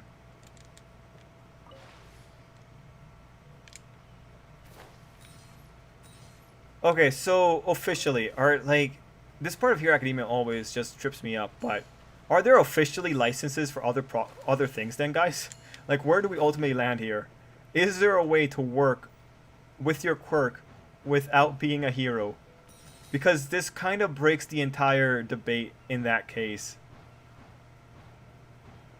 Because then there's more people other than heroes using their quirks in public. Wait, weren't there doctors during the second movie using their quirks? They're like their healing quirks? Or actually, were there? Oh, I don't remember now anymore, man.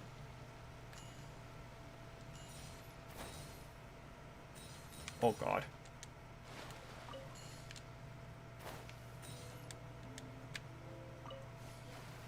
I'm just gonna wait for you guys to go through the comments there, and I'll jump in. Boop boop boop boop boop boop boop. Or yeah, I'll jump in when there's more comments. Let's just try and get this coin again. I don't really get that much time to play. Just go through. What time is it, by the way? Oh, 10:30. Okay. Cool. Alright.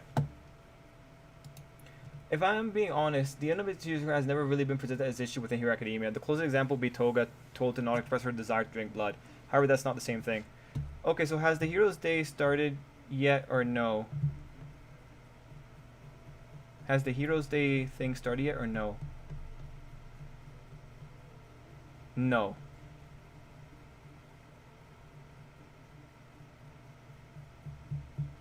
What happens if someone has a quirk like Ida's and is in a situation where they need to run away really fast or they'll die? If they don't have a license, do they go to jail? No.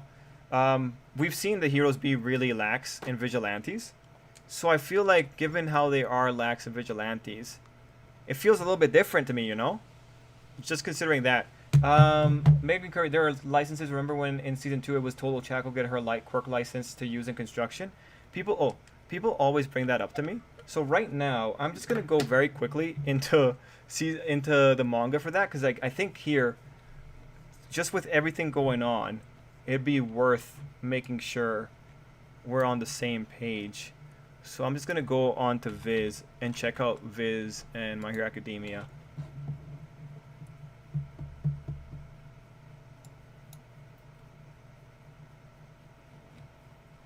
Honestly, like, this is partly Horikoshi's fault for not being clear about this. He's clear about so many other things, but if he just said it in one of the volume extras, yes, there are still other ways to use your quirks officially without having to be a hero. I think that would have been greatly appreciated. Let's see. So this has to be like Ochako tries her best or something like that. So I'm gonna start at chapter 24 and see if I can kind of fall into it. Oh no, chapter 24 is already deep inside of the sports festival. If anyone has a chapter reference number, let me know. I'm gonna try and find it faster than you guys do, but I'm also on delay.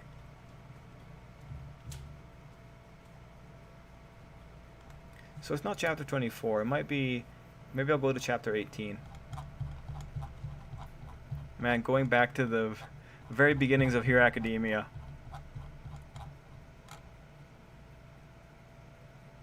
Maybe I'll go to chapter 16. Let's see. My comment is that I don't watch the new Digimon series, but I remember the original series, the whole Matt and Sora pairing left a bad taste in my mouth. Like, why do creators push it when... Where's Ty's other comment? Most fans dislike it. Yeah, I don't know. It might just be a situation of... Okay, so it's not chapter 16 because we're too... It probably is chapter 18. It's just, like, creators are weird, right? Maybe they want to make a statement about, like, how, you know, people's hearts are weird. Okay, not 18, maybe 20.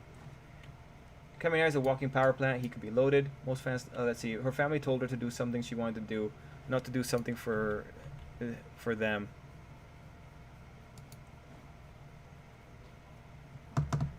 Yes, I do think there are other... It does make sense otherwise, but I don't think it's all about the logistics of the licenses. I don't think so either, because if there are other licenses, everything about only heroes get to use their quirk kind of breaks away, right?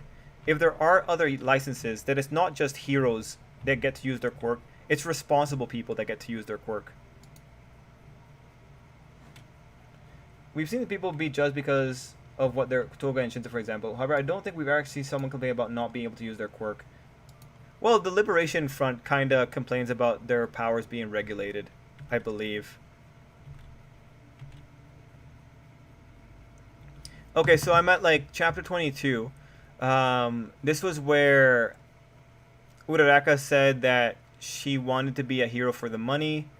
I know it seems base and really embarrassing considering Ida's noble intentions. My family runs a construction company. Business is bad. We're poorer than poor. Don't mention that to anyone. Let's see construction. If you got permission to use it, wouldn't your quirk help you cost Uraraka? So that's the big thing here in that chapter. What exactly is, if you got permission to use it, who gives the permission?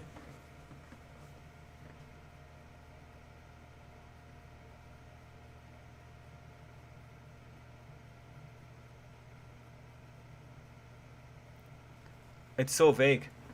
I love how Snipe claims he has no control where his bullets go, but was able to hit Shigaraki in every limb perfectly. I feel Horikoshi nerfed him to make Nagant seem cooler. I agree, because like that whole thing about like he can't actually target what part of the body he's hitting is like, or like what part of the target he's hitting is like, that's dumb. That's really dumb. There were more Momo... Oh, sorry, not Momo. What was I reading? There were more Matt and Sora moments. Only Ty and Sora moment I can think of was in the movie. Okay, Trip, I think of it like this. Tragedy strikes right, All Might's dead. Deku goes into rage and Black Whip consumes him. He screams, I'm All Might with the tongue. Shot come out would be amazing. Well, Spade, I feel like Black Whip Black Knight version comes out when Izuku's body has been destroyed. Like when all his bones are broken, he activates Black Whip to wrap it into a knight. Because I think that'd be really cool. I mean, in the first episode, we see a villain use their force field quirk to protect herself from the slime villain. Oh, great. Anime, how I feel about it is that they were childhood friends and had a lot more in common and similar interests. And more importantly, history. Matt and Sora didn't interact till Digimon. But you know, Gohan, when you're looking at it from the perspective of a story, but I have a lot of childhood friends that aren't necessarily people that I would have, you know, become a person with. Like even when you're looking at high school sweethearts, yeah, there's some people that go with high school sweethearts, but some other people might just get together with someone they met like 2 years later, even though they have like 10 years of history with another person, right? Like if Digimon wanted to capture an aspect of real life, that's what makes the Matt and Sora pairing make more sense. And this is entirely what Digimon wants to do. Like, I know I have this criticism about it, but if you look at Digimon is like really cynical about the way that people have to give up things from their childhood or something like that, right? So this actually makes sense with the themes of Digimon. Like I'm still very upset about like the Kizuna movie or whatever it was called. Maybe you get a license for use of your quirks if you graduate from general studies. I remember My Hero Academia when Izuku's brother Chaco back with Mirko. The guy in the start couldn't control the quirk, which was a poison. Ah, yes, this was the one I was talking about earlier. Liberation are literally just liberating who violate the non-aggression a libertarian who violate the non-aggression principle. The hilariously self-contradictory authoritarian libertarians. I don't think the government would allow you to use your quirk for construction because it would trivialize cost and ruin the economy. I don't think the government wouldn't allow to use the quirk. Wait, Miguel, did you write the right thing there? Because you did a double negative. I don't think the government wouldn't allow to use that quirk for construction because it would trivialize cost and ruin the economy. I don't care. Like, these people are able to make support gear. Like, honestly, make your society better. Make a futuristic society. If you got a quirk that can give advantage, look. If you're gonna have the heroes making money, let the workers make money. Oh God, I'm defending the workers. But yeah, no, the workers deserve more. Yeah, no, the workers deserve to be able to abuse their quirk as much as heroes can. If there is actually a system in place for someone to get permission to use their quirk. If I had a water quirk and became a firefighter, would that mean I can use my quirk? If no, that is legalistic idiocy. I agree. He was even sent to jail but was turned to community service, but why punish him at all if he couldn't control it? Ah, yes, Ty, this is the point. Oh, so he was sent to jail. That's what I was saying earlier. Okay, thank you, Ty. So he actually did get sent to jail. Yeah, no. That did not make sense to me. I don't know if they thought that. I don't know if the author thought, "Oh, this is a nice message. He only has to go to jail for a little bit." It's like, "No. It's not his fault. He's under duress." No. Okay, thank you, Ty. That did bother me. All right. All 8 of the kids in Digimon are childhood friends, so people can use their quirks for other jobs. Libertarian army It totally pointless about people can't use them quirks. Yeah. Did you finish Kizuna movie yet? No, no anime miss. I actually this week, not weekend, yesterday I was watching Mobile Suit Gundam Hathaway's Flash. I'm planning on watching Demon Slayer, and I'll probably try and watch Kizuna.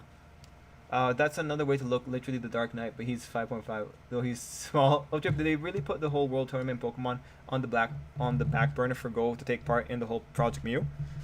Yes, I think this is where they do some of the Crown Tundra integration. This is probably Crown Tundra stuff. But yeah, Go doesn't really matter. I'd rather Ash just be the one to catch all the Pokemon. That would make more money. It would only help the economy. I agree. Hey, have you read more Shield Hero? No, Green Kirby. Right now, my plan right now, Green Kirby, just to let you know, I'm going to be working right now on Slime to get ready for the next season of Slime. And then once Slime has started, that's when I'm planning on going back to Shield Hero. Depending on how much my current work delays me, it might be a little delayed. But right now, that's my current schedule. I'm planning on making videos for anime fans of... okay. When it comes to anime fans, I'm making videos for Hero Academia and Jujutsu Kai, and those are just for anime fans that don't read the manga, so it's just to help the channel. And then when it comes to the light novels, I'm planning on doing spoiler videos for Rimuru, explanation videos for Rimuru, comparison videos for Slime, and then comparison videos for now Fumi and them. And yeah, like the light novel review didn't do that well on the channel, so I'll hold off on light novel reviews. I'll probably be doing that, and then yeah, once we get closer to Shield Hero Season 2, that's probably when I'll be ramping up, because that'll be when I'll be finished with Slime. And then I will also... Guys, would you like me to talk about light novel sales? Because looking at light novel sales, it's very likely, Miguel, if you're still there, very likely that Osamake is going to get another season. As depressing as that is, it's just because the light novel sales for Osamake are really good.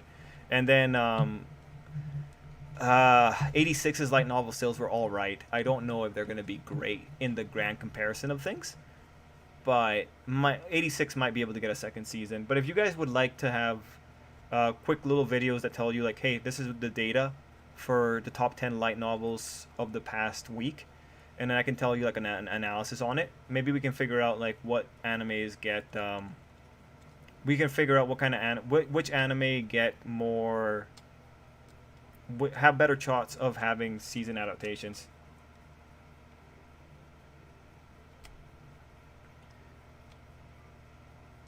Remember, one way to increase productivity is through labor. This would make the workers make more because their labor is directly responsible for the increase in construction ability. Yes, yes. Like at the end of the day, everyone should have a right to be able to make more money.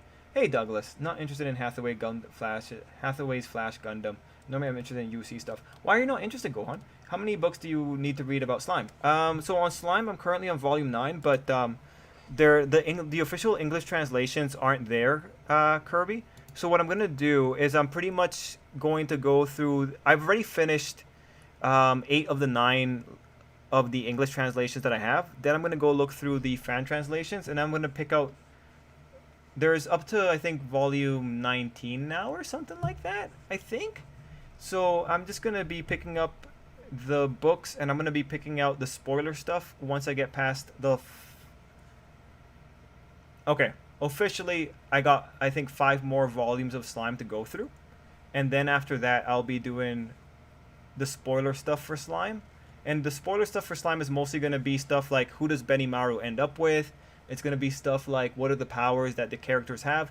There's an interesting thing in slime that happens with a tournament, because the tournament in the web novel got changed compared to the light novel. They removed some characters from it. So I'm going to be talking about that at some point. But yeah, it shouldn't take too long. I'm expecting to be I'm expecting to be done with it halfway through the slime season. I don't know. It depends if I can get all my videos out within like 4 weeks. If I can get like 8 slime videos out, and they all perform well, I'll be able to move on to Shield Hero again. And then when I get into Shield Hero, I'll be able to make the videos about the other heroes that are popping up in Shield Hero and that kind of stuff as well. That's my general plan for Slime and Shield Hero. Current ASIC was it was a slow pace and calming episode. Oh, I haven't seen it yet, so I'm very excited for it. Curious, what do you think the final quirk will be for Izuku? The big, yeah, no, the final quirk for Izuku, I think it's gonna be a projectile. It's gonna be like Izuku's gonna be blasting stuff. He's gonna be able to take out buildings. Yeah, light novel sales would be a nice fresh take. Light novel would be interesting, but I worry about how that affects the YouTube algorithm. It's okay, because it'd only be once a week. Like, I'd only come in and talk about it for once a week. Yeah, it's going to badly affect the YouTube algorithm. If I'm lucky, I'll be able to get like 1,000 views for it, because I think I can make it search engine optimized. So it should be okay, and it'll usually... I'll try and make the titles interesting, because the light novel sales are legitimately interesting to look at. And we can also look at DVD sales, because that probably will also tell us what's going on. As it turns out, Kimetsu no Yaiba and Jujutsu Kai have incredible light novel sales. Like, these two series are ruling the charts most times. It's actually really interesting. Let's see. Yes, please. A lot of people would love to see the Daira dissected. Okay, cool. I think it's something to do with the fact the illustrator is a VTuber, a pretty well-known one. She made one of the designs of a Hololive character pretty much. Oh, it's just like Osamak is so bad, man. So, well, it's not as bad as Full Dive, but random. Holy shit, man. That Full Dive episode. Man, oh man. Random Trainer, are you still there? Yeah. That was dumb. I'm going to have like a one heck of a take for that one. Well, I know of one manga getting one next year, plus the ones I'm waiting for. I already follow and excited for anime adaptations. Could you imagine if a villain went all Magneto on the regular people at My Hero Academia? Surprised that isn't one of the Liberator Army's goals, yeah. Oh, I know some of the story of Hathaway's Flash, unless they change it for the anime. Go on, I've been seeing some stuff that they might change it for the anime movies. Like, they might have a different ending, which I would love. Because I read the ending for Hathaway's Flash, I'm not into it. Not into it. Any anime from the season that you believe they'll deserve a second, but wouldn't mind watching if it got one anyway? Yeah, that is I love this one. That's 100% an opinion I can give. Let me look it up here just to remind myself. There's really only 2 that I really don't think deserve another season, but it is pretty much Osamake and Full Dive RPG. They don't deserve another season at all. From the Western perspective, Osamake can just go burn itself. It was good for the first 3 episodes, but it kind of died. But if Osamaki comes back with a second season, like it's so bad that I actually enjoy talking about it. And it's not, no, it's bad. It's bad. It's just bad writing, bad stuff in general. But I wouldn't mind looking at it because the reality is the first volume was good. It was really self-aware. It lost that charm as it went on. But if they come back to it, then it'll be improved again. So I wouldn't mind looking at Osamaki again. When it comes to Full Dive RPG, this thing is such a stinker. It should probably stay down. From what I've seen, this thing is not popping up on like the light novel charts. So there is no reason to believe that this thing is actually resonating with any notable audience. I'd be very surprised if Full Dive is hitting like the top 20 spots week after week. I just don't think this is a great light novel. I think everything about it is terrible. I think the most recent episode makes it even more pointless. Like the thing with Full Dive, if you want, if you Full Dive wants to be character driven, but when you have something that doesn't matter, if you want it to work, you need to make sure your characters are likable. And unfortunately, the joke of these characters being unlikable just isn't enough to keep a normal person invested. Like boobs and butts can only go so far, like holy crap. But otherwise, those are the only two that really, from what I have seen, are not great technically. And of those two, only Osamake is getting carried by the Japanese audience. Unfortunately, Higehiro is probably not going to have a season 2 because Higehiro is most likely going to end here. But if Higehiro had like a season 2, I would very much be happy to watch it. There are official ones to volume 10, fan translations up to 18 for Slime. Oh, wait, there's volume 10? Okay, I have to read volume 10. But like I saw okay, so Kirby, let me, cuz I have the page loaded here. Let me just very quickly check with you. Reincarnated, oh geez. Slime. Man, where is it? I bookmarked it the other day.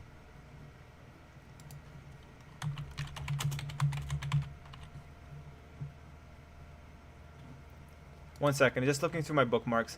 Because I bookmarked the page with all the slime data, and I want to make sure I have it. No, I don't have it. Damn it, it was a nice Google Drive too.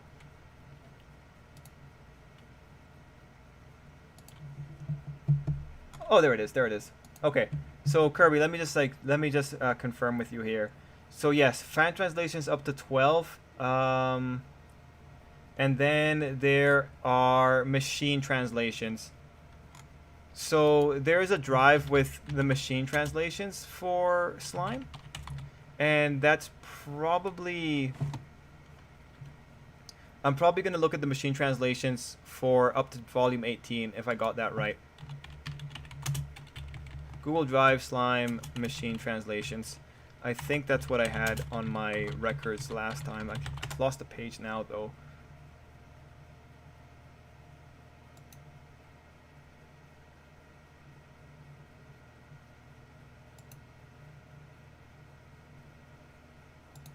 Let me see.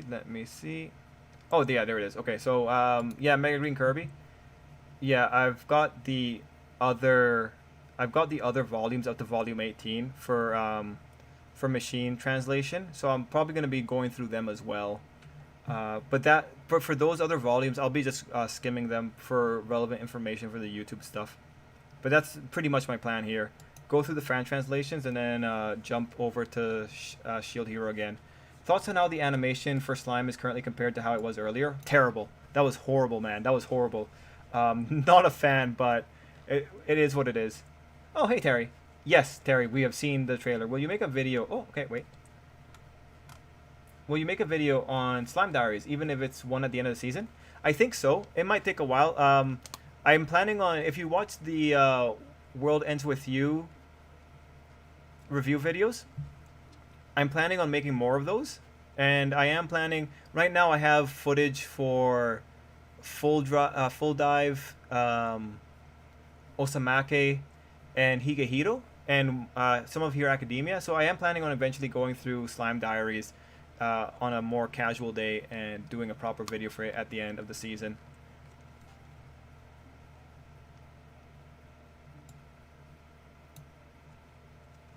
Let's see. That's a good point, Dad. There probably already was one back when All for One was coming up, and that guy lost to him and his army. And yeah, random. Yeah, should I watch Jujutsu? Is it worth getting into? Joe, yeah. Like, check out the first 12 episodes, Joe. If you like the first 12 episodes, it'll be good.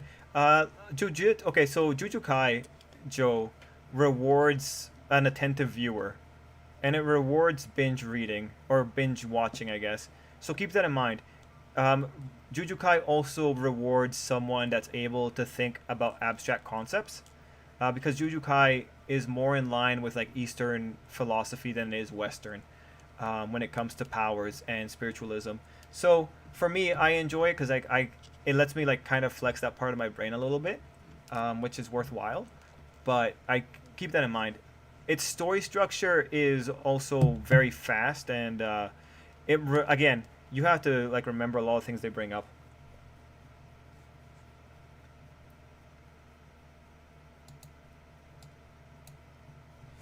Spades, like, once a week ain't too bad, but it's YouTube, you never know. It could stick. I'd wish positivity for this channel. Oh, thanks, Spade. It's actually nice to speculate on videos in the comment section. Yeah. It's always fun to speculate. But yeah, no, I'm really not, I'm not too worried about it. I think it'll be fine. One thing I'm gonna do too is I'm gonna have videos about like season 2 dates. I'll try and find as much news as I can whenever it comes to any season 2 announcements of anime. But I'll probably do that, and that's where like that's where I can like make it more worthwhile, because people search more for release dates than they do for light novel data. But the light novel data is actually really interesting in general. I'm still waiting for them to go back to F91 Gundam. I saw a pretty interesting article that says Japanese teenagers watch anime by skipping 10 seconds and with 1.5 speed. Oh, that's funny. I watch anime at like I watch anime at 2 times the speed. The only anime I couldn't do that with recently was Osamake, because as it turns out, the Osamake characters talk a lot, and I can't read fast enough to understand what they're saying. But yeah, I watch anime at either 2 times the speed or 1.5 times the speed, because anime is just so slow. Oh, Crossbone Gundam, yeah. Kimetsu got the affordable treatment with unhinged amounts of hypes, thus the sales. It's good, but damn, yeah. Anime has become boring. I think it's more of anime adaptations cutting or skipping too much in the adaptations. Light novel stuff still makes the most money in Japan. Yeah, like to Gohan's point, just so you guys remember, the reason that these adaptations can fail is because of the light novels. At the end of the day, if your light novel is selling, that's what they want. The anime is a promotional tool, all for the sake of selling that light novel. If that light novel sales pick up, that light novel is probably going to get another season. And that's ultimately why we have some series that haven't come back, like Chivalry of a Failed Knight. It's just their light novels don't pick up. Now, you want to know something? How to Not Summon a Demon Lord? As it turns out, its light novel did really well recently. So How to Not Summon a Demon Lord is going to be around for a long time, unfortunately, or fortunately, depending on who you are and what you like. Slime also is going to be around for a long time. So Slime's going to be incredibly profitable. Heck, man, if there's writers among us, I really hope people can hit the same levels of popularity that Slime does per week. But yeah, man. It's, the light novel sales are interesting. Correcting myself with that statement, anime content has become less dense. There are times where a full scene is just a slide image with a line of dialogue, for example. Yes. I hope for the fall direct we get Bayonetta 3 info, at least a teaser for the story, maybe also some gameplay for it if we don't get a release date for it in fall direct. Yeah. I hope for stuff like in November as well, Chris. I wish we would have gotten another season of Kenji, one of the best fighting anime period. Kenichi, yeah. Yeah, Kenichi's not, I'm not, that one, I wasn't on the scene in time, Joe, to like really analyze what was going on with that one. I don't know why we didn't get more of it. Well, I tend to lean towards the isekai, but when you're reading that stuff, you aren't seeing oppai. Many I've read didn't have the illustrations of the characters. Oh, okay. I agree on Kenichi, but didn't one of the VAs die? Did they? Is it Ragnarok levels of bad when the anime lost them readers?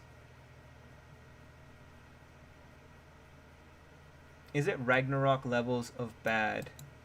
Ragnarok. Which one are you referring to, Matt? Do you? Oh, Terry says, do you know if has been confirmed to get a second season? I can check right now. I don't think it has, but it's so hyper popular. It's probably gonna get a second season. It's probably getting a second season announced. If it hasn't been announced now, it's gonna get an announcement later.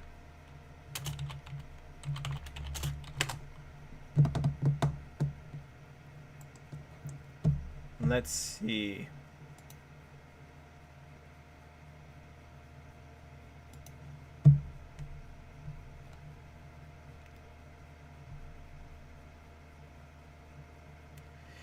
Yeah, no, there's no information out about it right now, but it's highly likely it's going to be around. Let me see if there's any light novel sales data for it right now, because I have the site right here, so we can find out.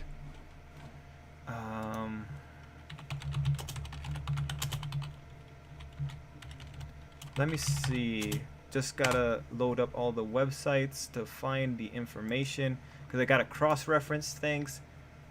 And the site that, for those that want to know, the site I'm using is a Japanese site, Oricon. They control like a lot. They do a lot of news stuff. Oh, if someone wants to know something interesting, the One Piece novel Heroines. I didn't know this was a thing, but this novel is the one that's currently it's selling right now 14,000 copies roughly in Japan. So it's in the #2 position. And for those that want to know like other things right now, the listings are filled with light novels that haven't gotten anime adaptations. But one of the other interesting ones is just How to Not Summon a Demon Lord is in the #4 position, though its sales aren't like particularly high, so it's just an issue of... Oh, okay. Spider isn't getting a resurgence. So Spider hasn't shown up on the sales for 2021. So that makes things a little bit more interesting. For the record, just so you know, when Slime releases a new volume, it came out with 83,000, which is really, really high.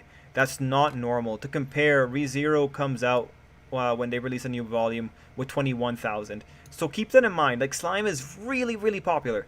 But yeah, for Spider isn't showing up here. So we might be seeing a... it depends on the anime. Next thing we have to look at is the anime sales. Like when the DVDs come out. So for Spider, we're probably looking at a low priority show.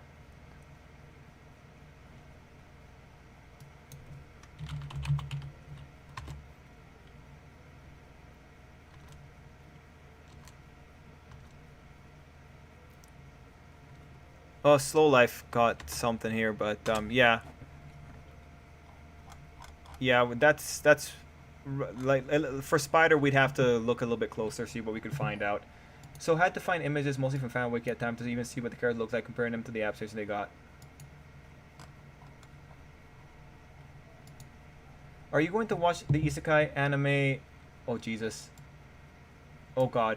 Yo, is Ty talking about the realist? Because I don't know all the Japanese.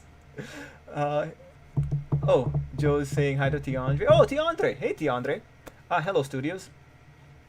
Let's see. How very dare the third might use Class 1B? That's illegal. What animation about Slime are you talking about? Did the seasons have of season 2 drop? Oh no, that's still coming in 21 days or so. Going to watch it, Ty. Let's see. Also like the first Japanese trailer it had. I think I'm just missing you on this.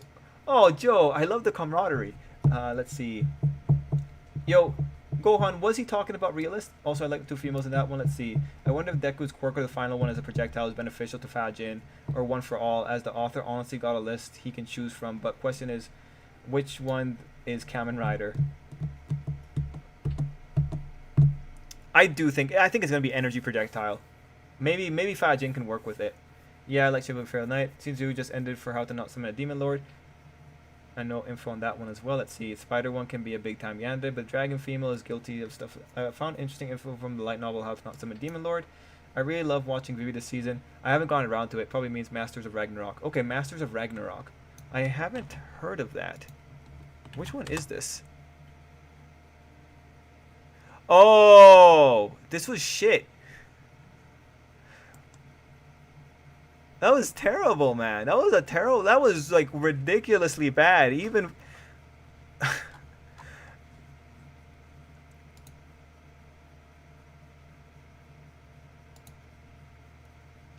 yeah, I remember this and I couldn't get into it. I just couldn't. So I don't even know if it's actually legitimately bad, but it did not leave a good impression. It might get better later, but you know, interestingly, I am seeing that there's a lot of profitable questions about this one.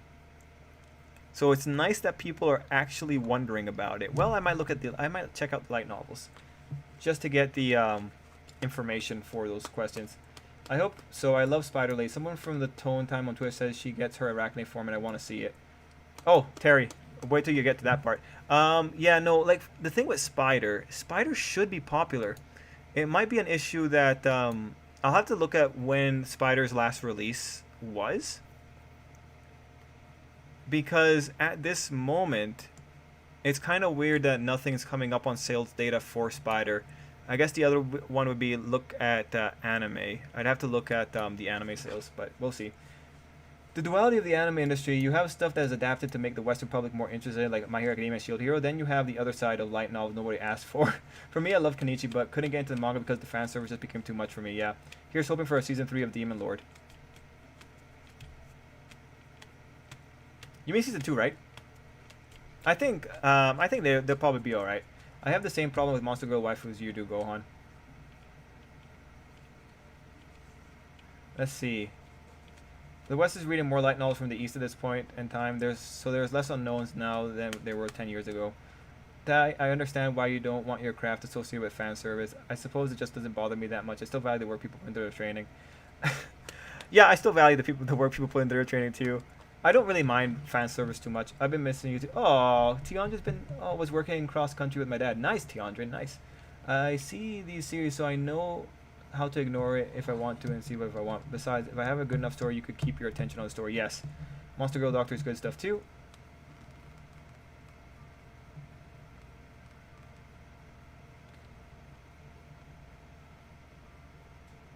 Okay, I'm trying to find where I was, guys. Sorry, oh, there we go. Let's see. Considering that they're bungled last couple of episodes up for Spider is shrug. Yeah, because of like Vance, you're talking about like the way it looked, right? Strange Adventures of Broke Mercenary got licensed by company that jobless. Oh, nice.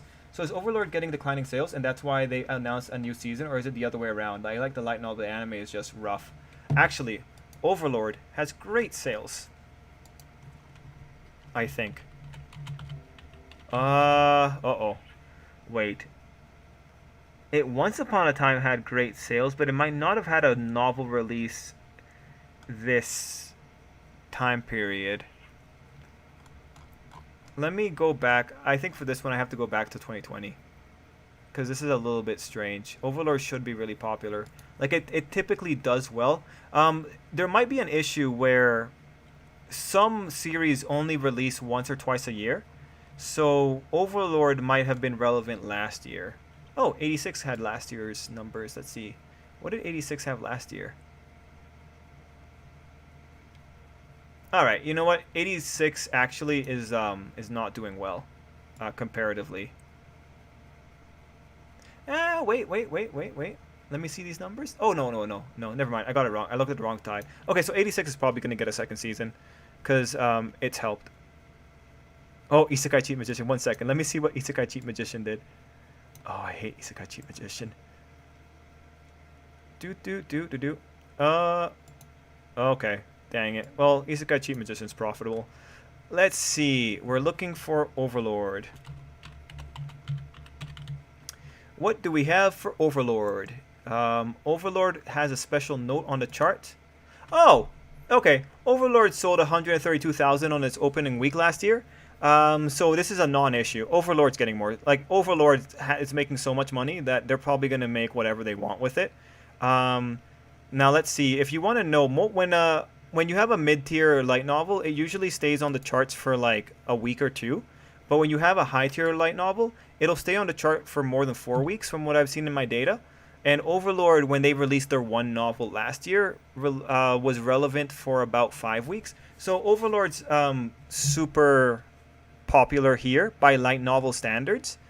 So by light novel standards, there's no reason to not continue the anime. At this point, you're trying to convert more people over to the light novel, and given these numbers, it's sticking around. Strange Adventure of Okay, let's see. You were referring to Spider. I thought you were professing your love for Monster Girl Doctor. So, Trip, I turned into a Kamen Rider, do a henshin, but suddenly got hit by a truck and get transported to another world. What do I do if my powers are only Kamen Rider based? Yo, guy, be the first superhero in a fantasy world. We don't have that many stories. Superhero get transported to a fantasy world. Yeah, be the superhero that the fantasy world needs. Because fantasy worlds usually have heroes, but now you could be a superhero. That's gonna be really interesting.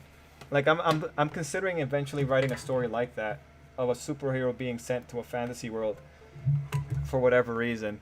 I think it'd be funny. Yeah, Gohan, can you send me the trailer? I missed that Monmusu never got a second season. That Monster Musume might be partly because of the manga has a very bad schedule. Damn, Tiandre, good on you, man. Putting in that work. Keep it up, man. Your favorite stranger on the internet is proud of you. Yo, Tiandre, I'm proud of you too, man. You're cool. Nope, never mind. My brain's mush, right? Trip, I think, likes Monster Girl Doctor as well. Yeah, thanks, man. You value no other. Let's see. I think you were thinking that Monster Girl that was rated to Monster Musu. Let's see.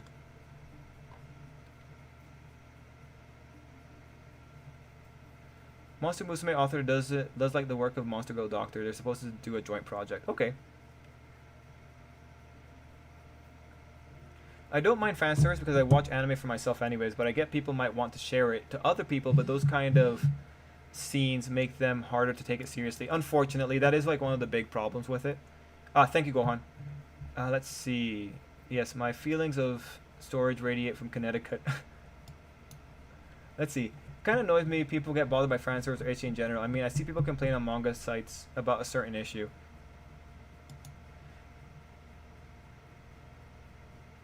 About the MC getting laid in a harem, but when it does happen, then people freak out. Really? People freak out?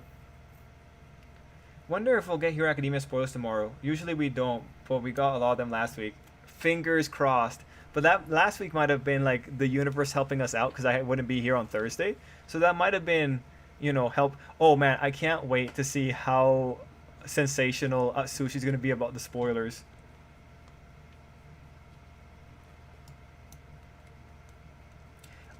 Joe, I think with Overlord, it's like a counterculture type appeal. Like Overlord isn't, the truth is, Ainz isn't like the other protagonists, though Ainz is as stupid as other protagonists when it comes to the antics of Demiurge. But when you look at the characters there, right, like Overlord has a veneer of being a little bit more mature. And like really, between Overlord and Danmachi, Overlord has excelled in some spots. Danmachi's really good at the idealism, but Overlord is really good at the practicality of a situation. And so, like, it might also be just a thing of, like, people like seeing a character that actually is ready to do bad things to get what he wants kind of thing. And that's always going to be, like, a counterculture appeal kind of thing. Oh, hey, Mr. Amon, we're just talking about anime and light novels. Also, why I mentioned the manga I picked up has the adult tag. Tiandre, there's a reason why no human protect. Joe, there's another story coming out that has MC as a skeleton. I like that one only because the MC can be a lot more friendly. The isekai anime name I was mentioning is called Moonlight Fantasy. Check out the trailer, it's coming out next month. Okay, isn't Overlord's author sick of his own job and copes with it by making a comedy spin-off? Oh, is he? Is he burned out?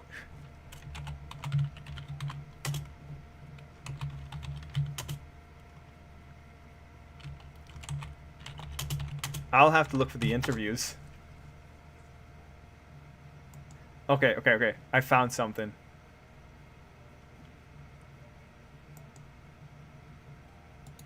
Let's see.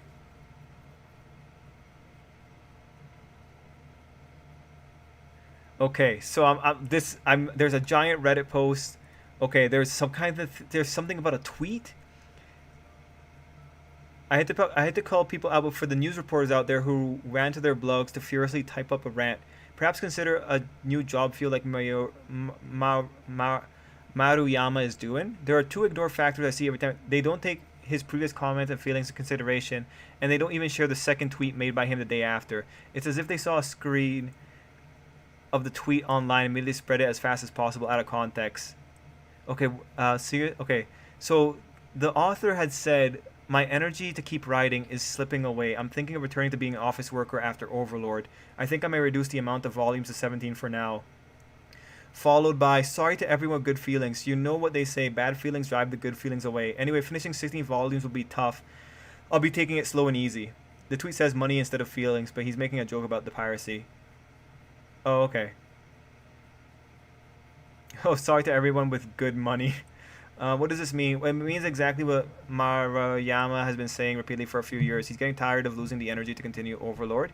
He's disappointed about the fan translation, but he has known about them for a long time already and not cared. He probably feels more insulted that it was his Japan-only volume that reached overseas. That the side story was limited at all. Says it isn't for money, but for fans. You do remember the web novel, right? He was writing a story for free. Yes, we know that. It's a common thing in fans. It's called GM block. Game masters write up a world and put up a... Okay, whatever. That's just someone giving opinions.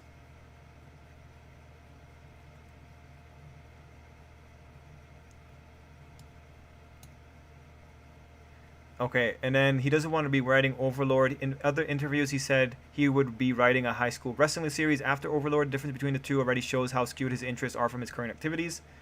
He has been saying forever that he is losing the drive to continue. In fact, this isn't the first time Overlord has been cut in volume numbers. Back then, Maruyama was saying he had enough content for 30 volumes, but later reduced it to stress and complaints from managers. Huh. Actually, I understand this. Overlord is depressing. Legitimately. I honestly would not be surprised if someone's getting burnout from Overlord. Like, personally, I too plan to have like a 30 volume series. I don't know if I'm actually going to be able to get to 30 volumes because like sales on the series right now like aren't great, but I'm still in the early phase. Like, well, they're not great compared to everyone else. So I don't know if I could keep it for 30 volumes, but yeah, no, that was really interesting. Thank you for letting me know about that, Miguel, because I wouldn't have thought to go look it up right now. Really interesting. Darwin's Game manga is updating quite now. Wait, Darwin's Game updated? Oh, I'm gonna have to check that out. Okay, thanks. I'm gonna send you 3 trailers of anime coming out. Thank you, Gohan. I guess I just wasn't interested. My girlfriend loves it though because of Albedo, and I can't disagree with that point. You want to talk about superheroes? You do know that Itsuki comes from a hero and he has a power too. Sadly, it's not a super useful one. Wait, is that true? No, I didn't know that. Where's that revealed? What volume is that revealed, Mega Green Kirby? Was that in the web novel as well? Sometimes series just need one season to become memorable, and then they can still make profit with merchandise. Agreed. That is the strategy. Like, if you were in the business, what you would want to do is get your merchandise selling. Thanks, Trip. You have my respect and admiration as well. Oh, Tiandre, come on. Yeah, Tiandre, Island Pride, man. Island Pride. Apparently, the history of cat girls originated in Japan 300 years ago, so it's not just an anime thing. Well, yeah, Nekomata, right? Or something like that. I mean, I'm a fan of Albedo. Your girlfriend has good taste. I saw the anime trailer for the Duke of Death and his Black Maid, and the animation has given me high score girl vibes. Oh, okay. I just don't watch shows without human protagonists. Fair enough. I would send the links to the 3 trailers chat, but not... Yeah, no, you probably won't get to pass them through, man. Oof, you analyze Overlord way deeper than I ever could. Oh, yeah, no, Douglas. Like, Overlord is an exercise in cynicism. Let's see. I've been watching every Kamen Rider series on Kamen Rider 555. My only thought is, where was this shit when I was younger? Because, man, Toketsu Universe is amazing. It is. I was trying to watch, oh, shoot, what was it called? What's that? Okay, does anyone know the Toketsu that's a guy? Garo, there we go. I think it's Garo. It's like a guy that wears, like, some kind of armor or something like that. Yeah, Garo? Yeah. Yeah. I tried watching one of those episodes and I thought it was pretty neat.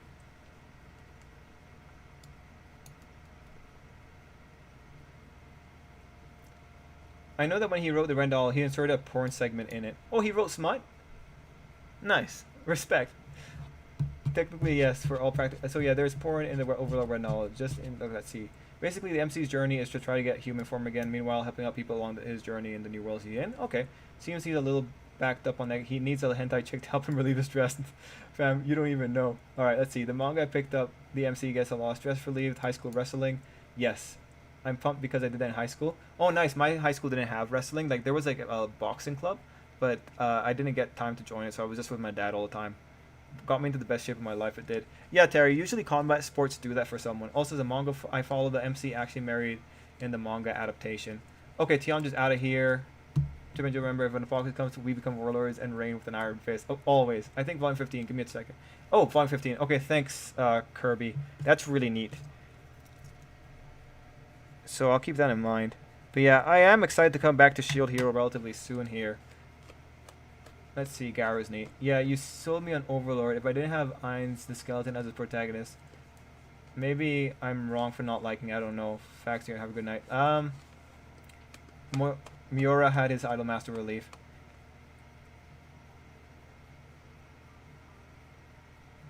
Oh, Itsuki himself feels now Fumi's inability to get drunk and how animals love him are powers themselves.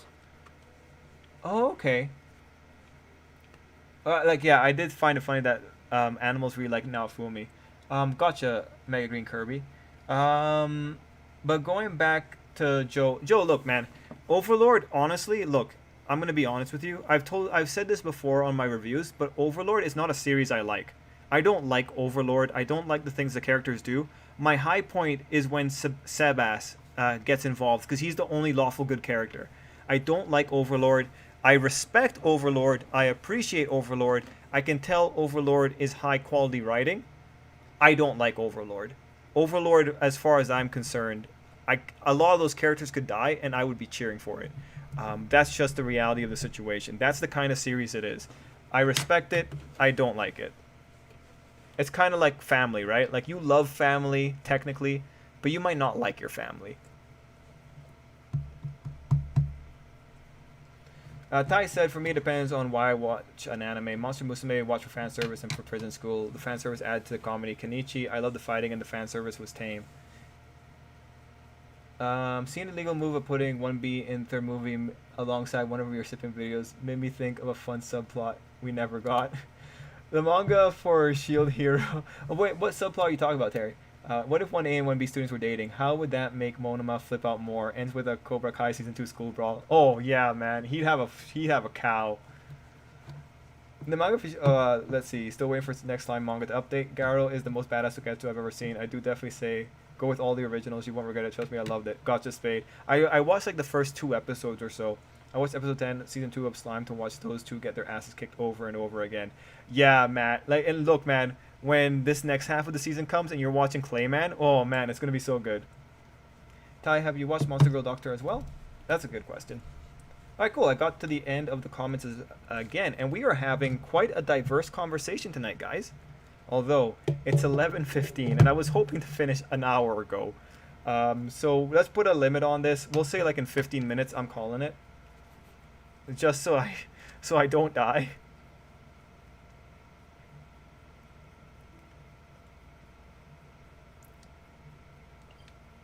Do.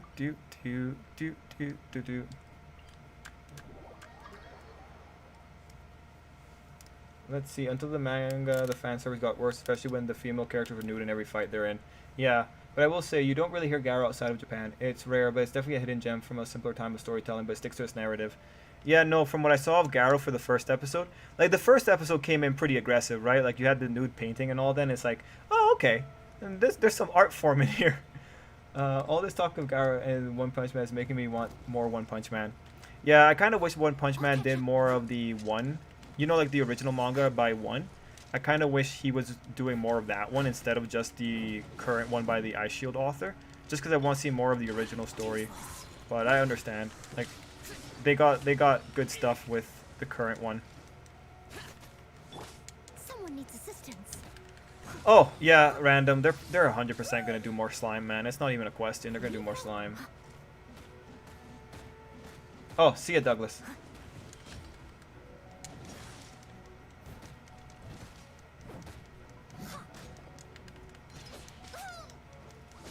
Let's see, you would not feel bad if Tempest beat the crap out of them and you wouldn't feel bad.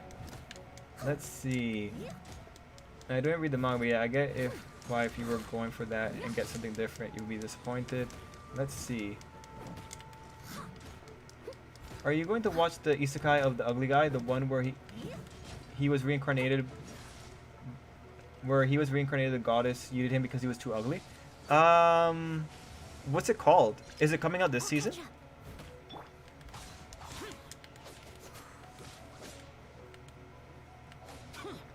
Mega Green. Oh, gotcha, Gohan. Mega Green Kirby says, sometimes I wonder how many skills Naofumi has. I mean, he learned and got good at accessory crafting. He's good at cooking. He's good at compounding as well, right? He can make good medicines as well. Guys, I don't know how I was doing that, but I was able to do that fight without looking at the screen just now.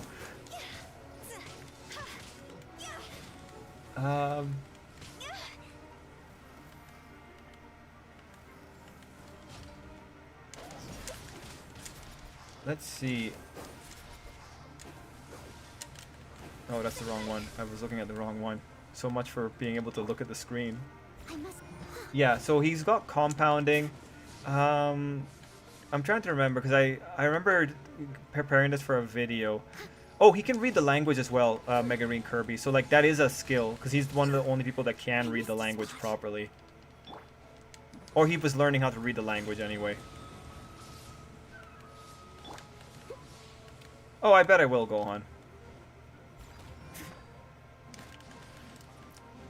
I think Naofumi probably also has a pretty high fishing skill. I'll catch up. Damn it. Get out of my way. Let's see. I would say, yeah. Gohan, you can try, but I can't control it. Like when people try to send links before, YouTube censors them. So I've never been able to see whatever people wanted me to see at the right time.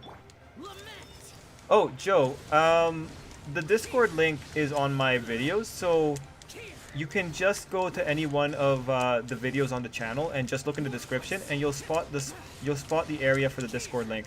I don't think it's on this video right now because YouTube settings changed on me, and I haven't been able to replace them, or I haven't had the time to replace them, or I keep forgetting to replace them. Would be the better way of saying it.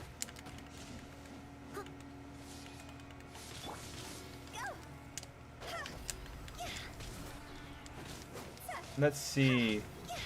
Gohan was really Naofumi fishing, not Kazuna. No, like, well, Naofumi probably can't beat her at it, but Naofumi was fishing in order to collect, I think Naofumi was fishing in order to collect food at the beginning of the story. That's why he was fishing by the river. So quite a few times Naofumi was collecting fish there, right? So I feel it's a skill in that regard. And I think he might have had a shield that improved his ability to fish slightly.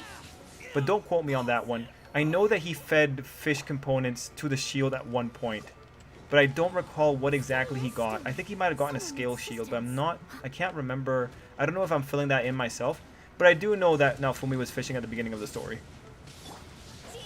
Like, his skill is probably like as good as his compounding in general. Actually, yeah, no, it makes sense that he would get helped by the shield if he does have a fishing shield.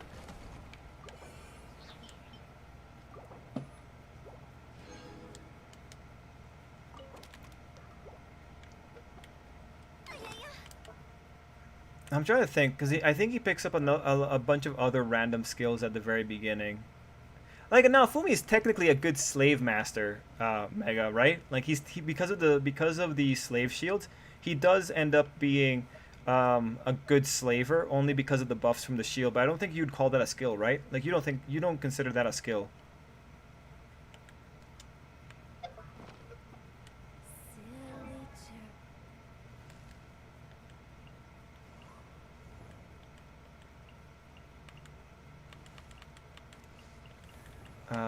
Eula's gotta get powered up. I've got a lot of 5-star artifacts that I don't know what to do with. Let's see. Yeah, we'll power that one up. That'll be fine. Alright, cool. Power up.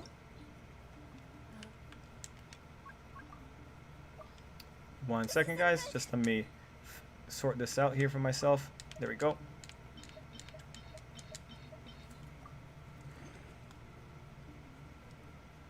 And then I'll just read comments. I remember Naofumi doesn't like going out drinking parties because he has a very high tolerance to alcohol. Yes, I wonder if they'll animate the Spear Hero spin-off.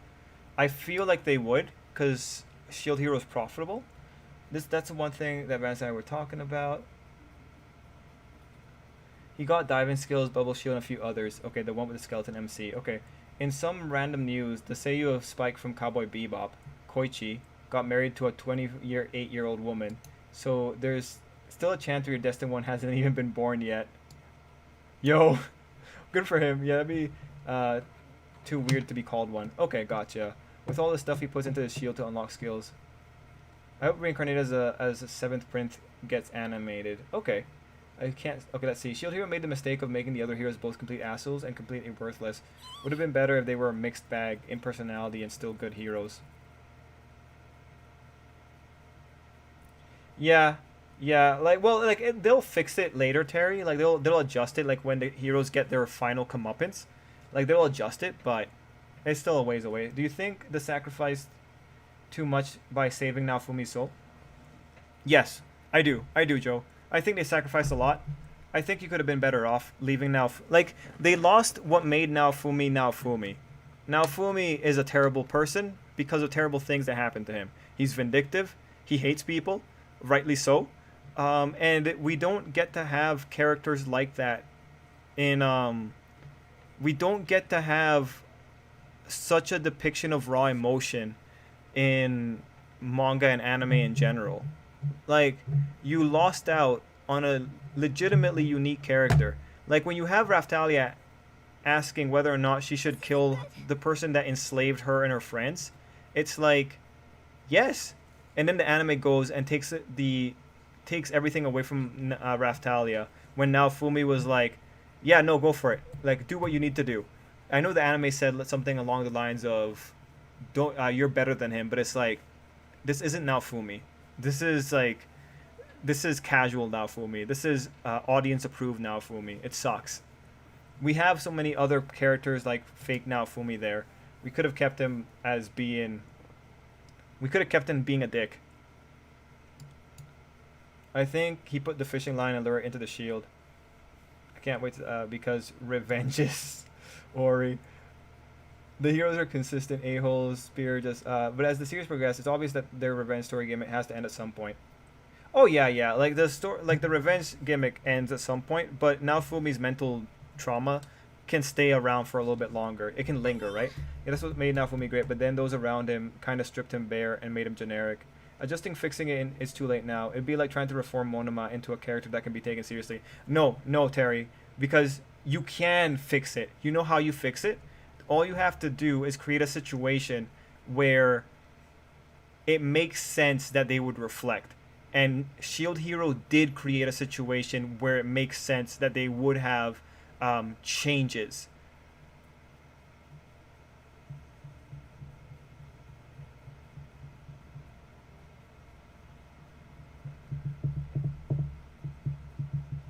Yeah, the anime is just, oh man, like I never liked the anime. And thank you, Mega Green Kirby, for quoting the line. Yeah, I didn't like what the anime did there. Like, I remember making that video too. It was just bothersome. That's what made Naofumi special. Like, mind you, Naofumi mellows down later on for sure. He definitely mellows out, but it makes more sense with the way it was depicted originally. So is Naofumi in the manga like the protagonist of Redo of Healer? No. Redo of Healer is like a caricature. Naofumi is like still... Naofumi makes sense. Like, Joe, you have to understand also the origins here. Naofumi as a character originates in 2012 when he is a contrast to like the most basic anime protagonist. So in that era, Naofumi didn't have to be that different from the 2012 protagonist. Naofumi just had to be someone who engaged in like baser qualities, like just hating people or being vindictive. That's why Naofumi isn't as bad as Redo of Healer. When you come into Redo of Healer happens after generations of Naofumi, Subaru, and Rudy from Jobless Reincarnation. These three characters, essentially, what these three characters did for the Japanese light novel web sharing site or web novel sharing site is that they created new archetypes. And with Naofumi and Rudy now showing the degrees to which you can be an asshole in a story and still have people cheer for you. With those two there in particular, people started trying to up the ante, and that's how you end up in Redo of Healer going so much further than Naofumi and Rudy ever did. Redo of Healer now is a product of too many Naofumi level characters existing, and now it's a counteraction to those characters. It's an interesting thing when you look at the origins of the characters and the timelines or in the time frames that they came about in. If there's anything that should be taken away, the 2012 era of isekais that popped up on So You Want to Be a Novelist are an era created or born of people that got tired of the regular anime shenanigans, and they ended up codifying a lot of the current isekai shenanigans. What if Shield Hero ends with Naofumi goes full evil and the other heroes have to be the ones to stop him? No, it doesn't end like that. Even in the Shield Hero anime, there's a good amount cut or changed like other adaptations. That would be quite different for source. Let's see. Man, after watching your video, they really stripped the Queen Bear compared to source material. Yeah. Like, they really did ruin the Queen as well, because the Queen is more tactful. Anime tends to exaggerate things and less subtle about character gimmicks because they have to catch attention, so it makes it hard to vindicate. Miguel has a good point here. Like, Miguel's right. People latch on to broad strokes a lot more than they do subtle strokes. He can throw all their failures at them and they counter that they became better from it, while Naofumi fell into complete ruination. Like, there might be a moment like that, potentially, where Naofumi gets overwhelmed by any of the Curse series, but it would happen midway through the story. It wouldn't happen at the end. Like, Bakugo's anger is overly exaggerated in anime original episode, for example. Yes, that's because the anime doesn't, like, you know, when they have to come up with new things, the anime over exaggerates qualities that they understand from earlier.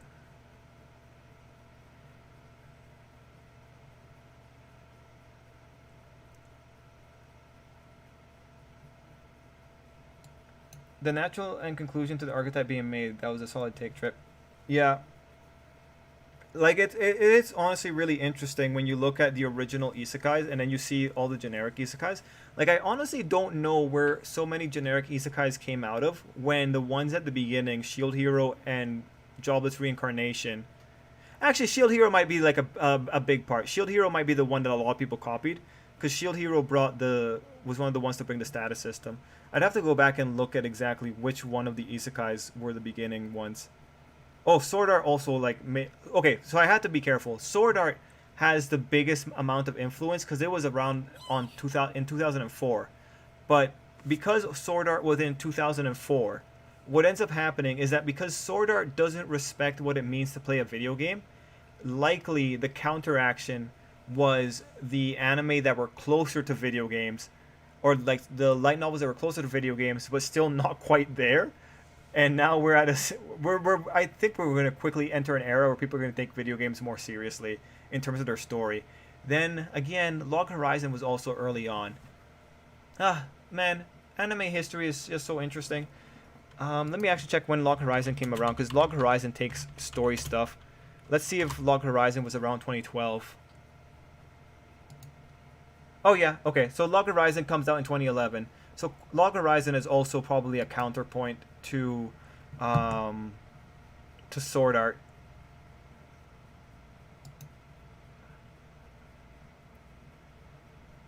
Yeah, it's always so interesting to see like how all these things work. But anyway, if you were to look at the 2011-2012 isekais that came out from that time period, you would see that they are quite different than a lot of the isekais that came out 2016 forward.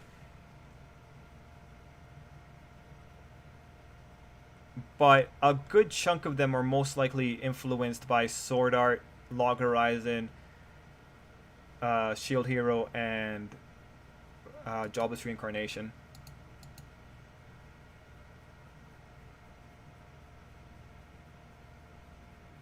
Let's see. Ready to see how Odd Taxi concludes? Yes, I am. Okay, not twins, but I have to catch up. Random. Not twins. The ones where the brother was fighting in the Coliseum to pay for his sister's medicine. Okay. Or do you want something even more extreme example? Just watch the early episodes of Black Clover. Spoiler out. Shouts a lot. MC for Wanted comic is rapist, closet rapist, and mass murder. Okay. Jeez.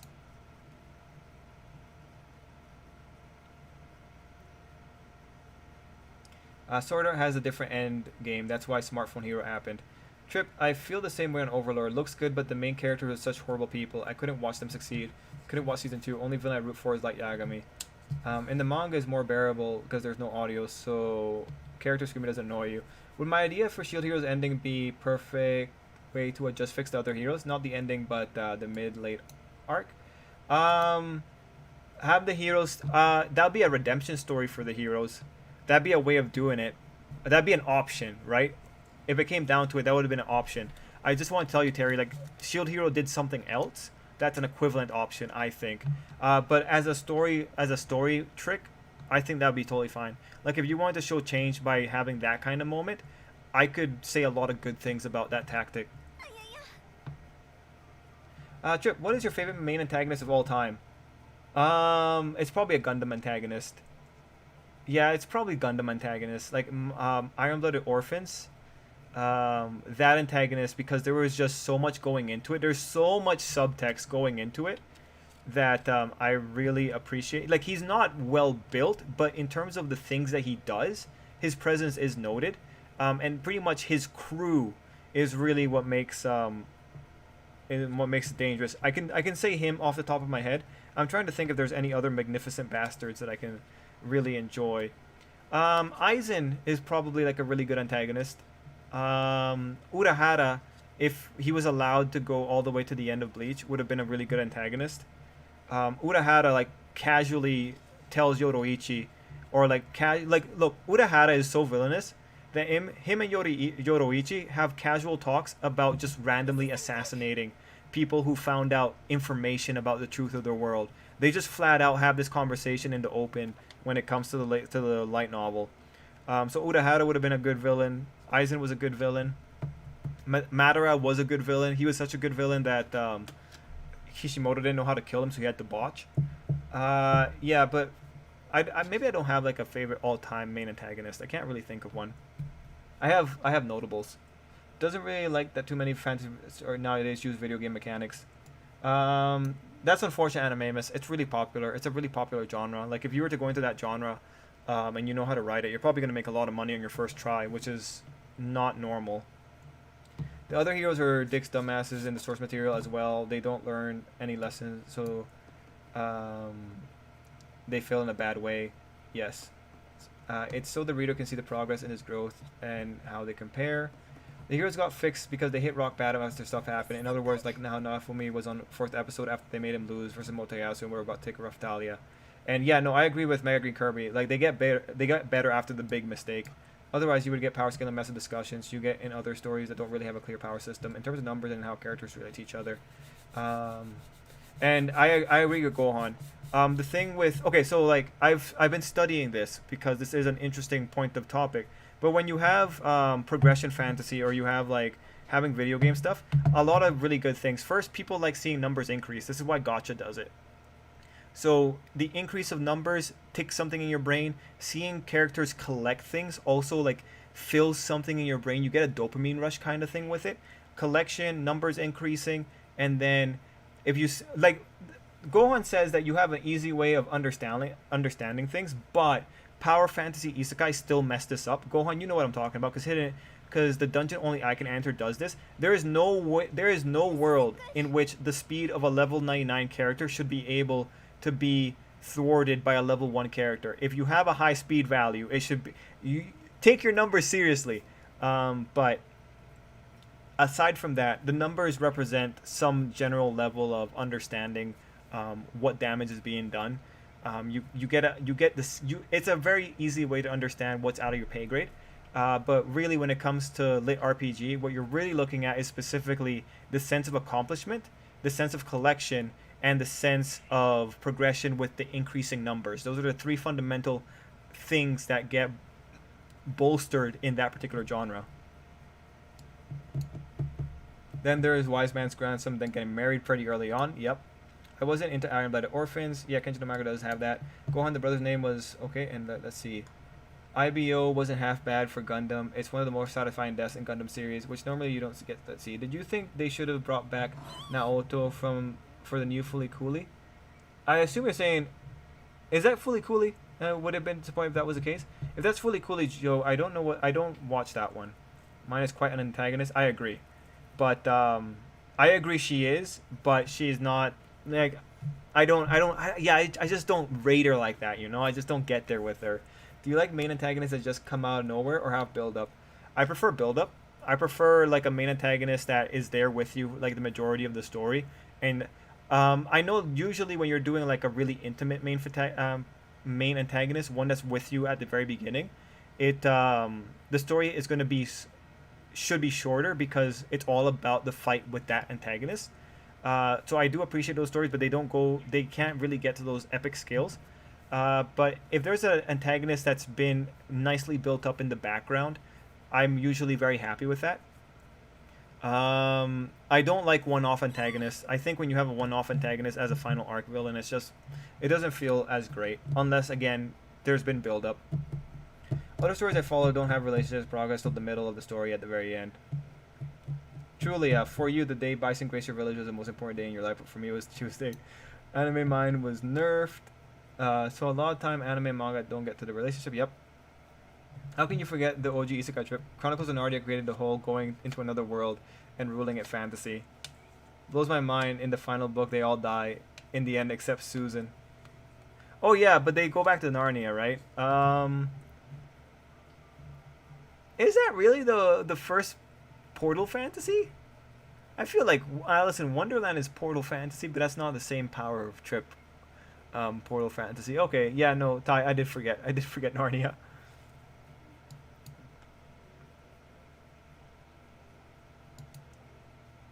Oh right, my next life is villainous is getting another season. Oh good, good. I like that we can agree with Mata. He was like 98 complete, which the bitch that have Naruto talk no jutsu. I'd be okay with that having, but Kaguya, yeah. Mine, whether it's interesting, especially outside of mine herself. Yes, of course, but we're not talking about mine. No one spoil mine. I thought that was everyone's entry point anime. I was projecting. My bad. Oh, okay, gotcha, Joe. No, I missed Fully Cooley. So I don't. My entry point anime were Dragon Ball and Outlaw Star and Sailor Moon. How would you rate All for One as a villain from My Hero Academia? Man, if White Despair is still here, I would love to have him just like chime in. But I don't know, Terry. He's annoying. Like he's a plot device. He's a perfect plot device. It's just okay. Actually, I can give you the ratings. It's Dobby at the very top. It's All for One at third. It's Shigaraki at fourth. Who did I have at second? Might have been Gentle. I might have put Gentle at second. But it's Dobby at the very top. Yeah, that's how I don't know where I would give him a number on, but All for One is like in top 3 of Hero Academia.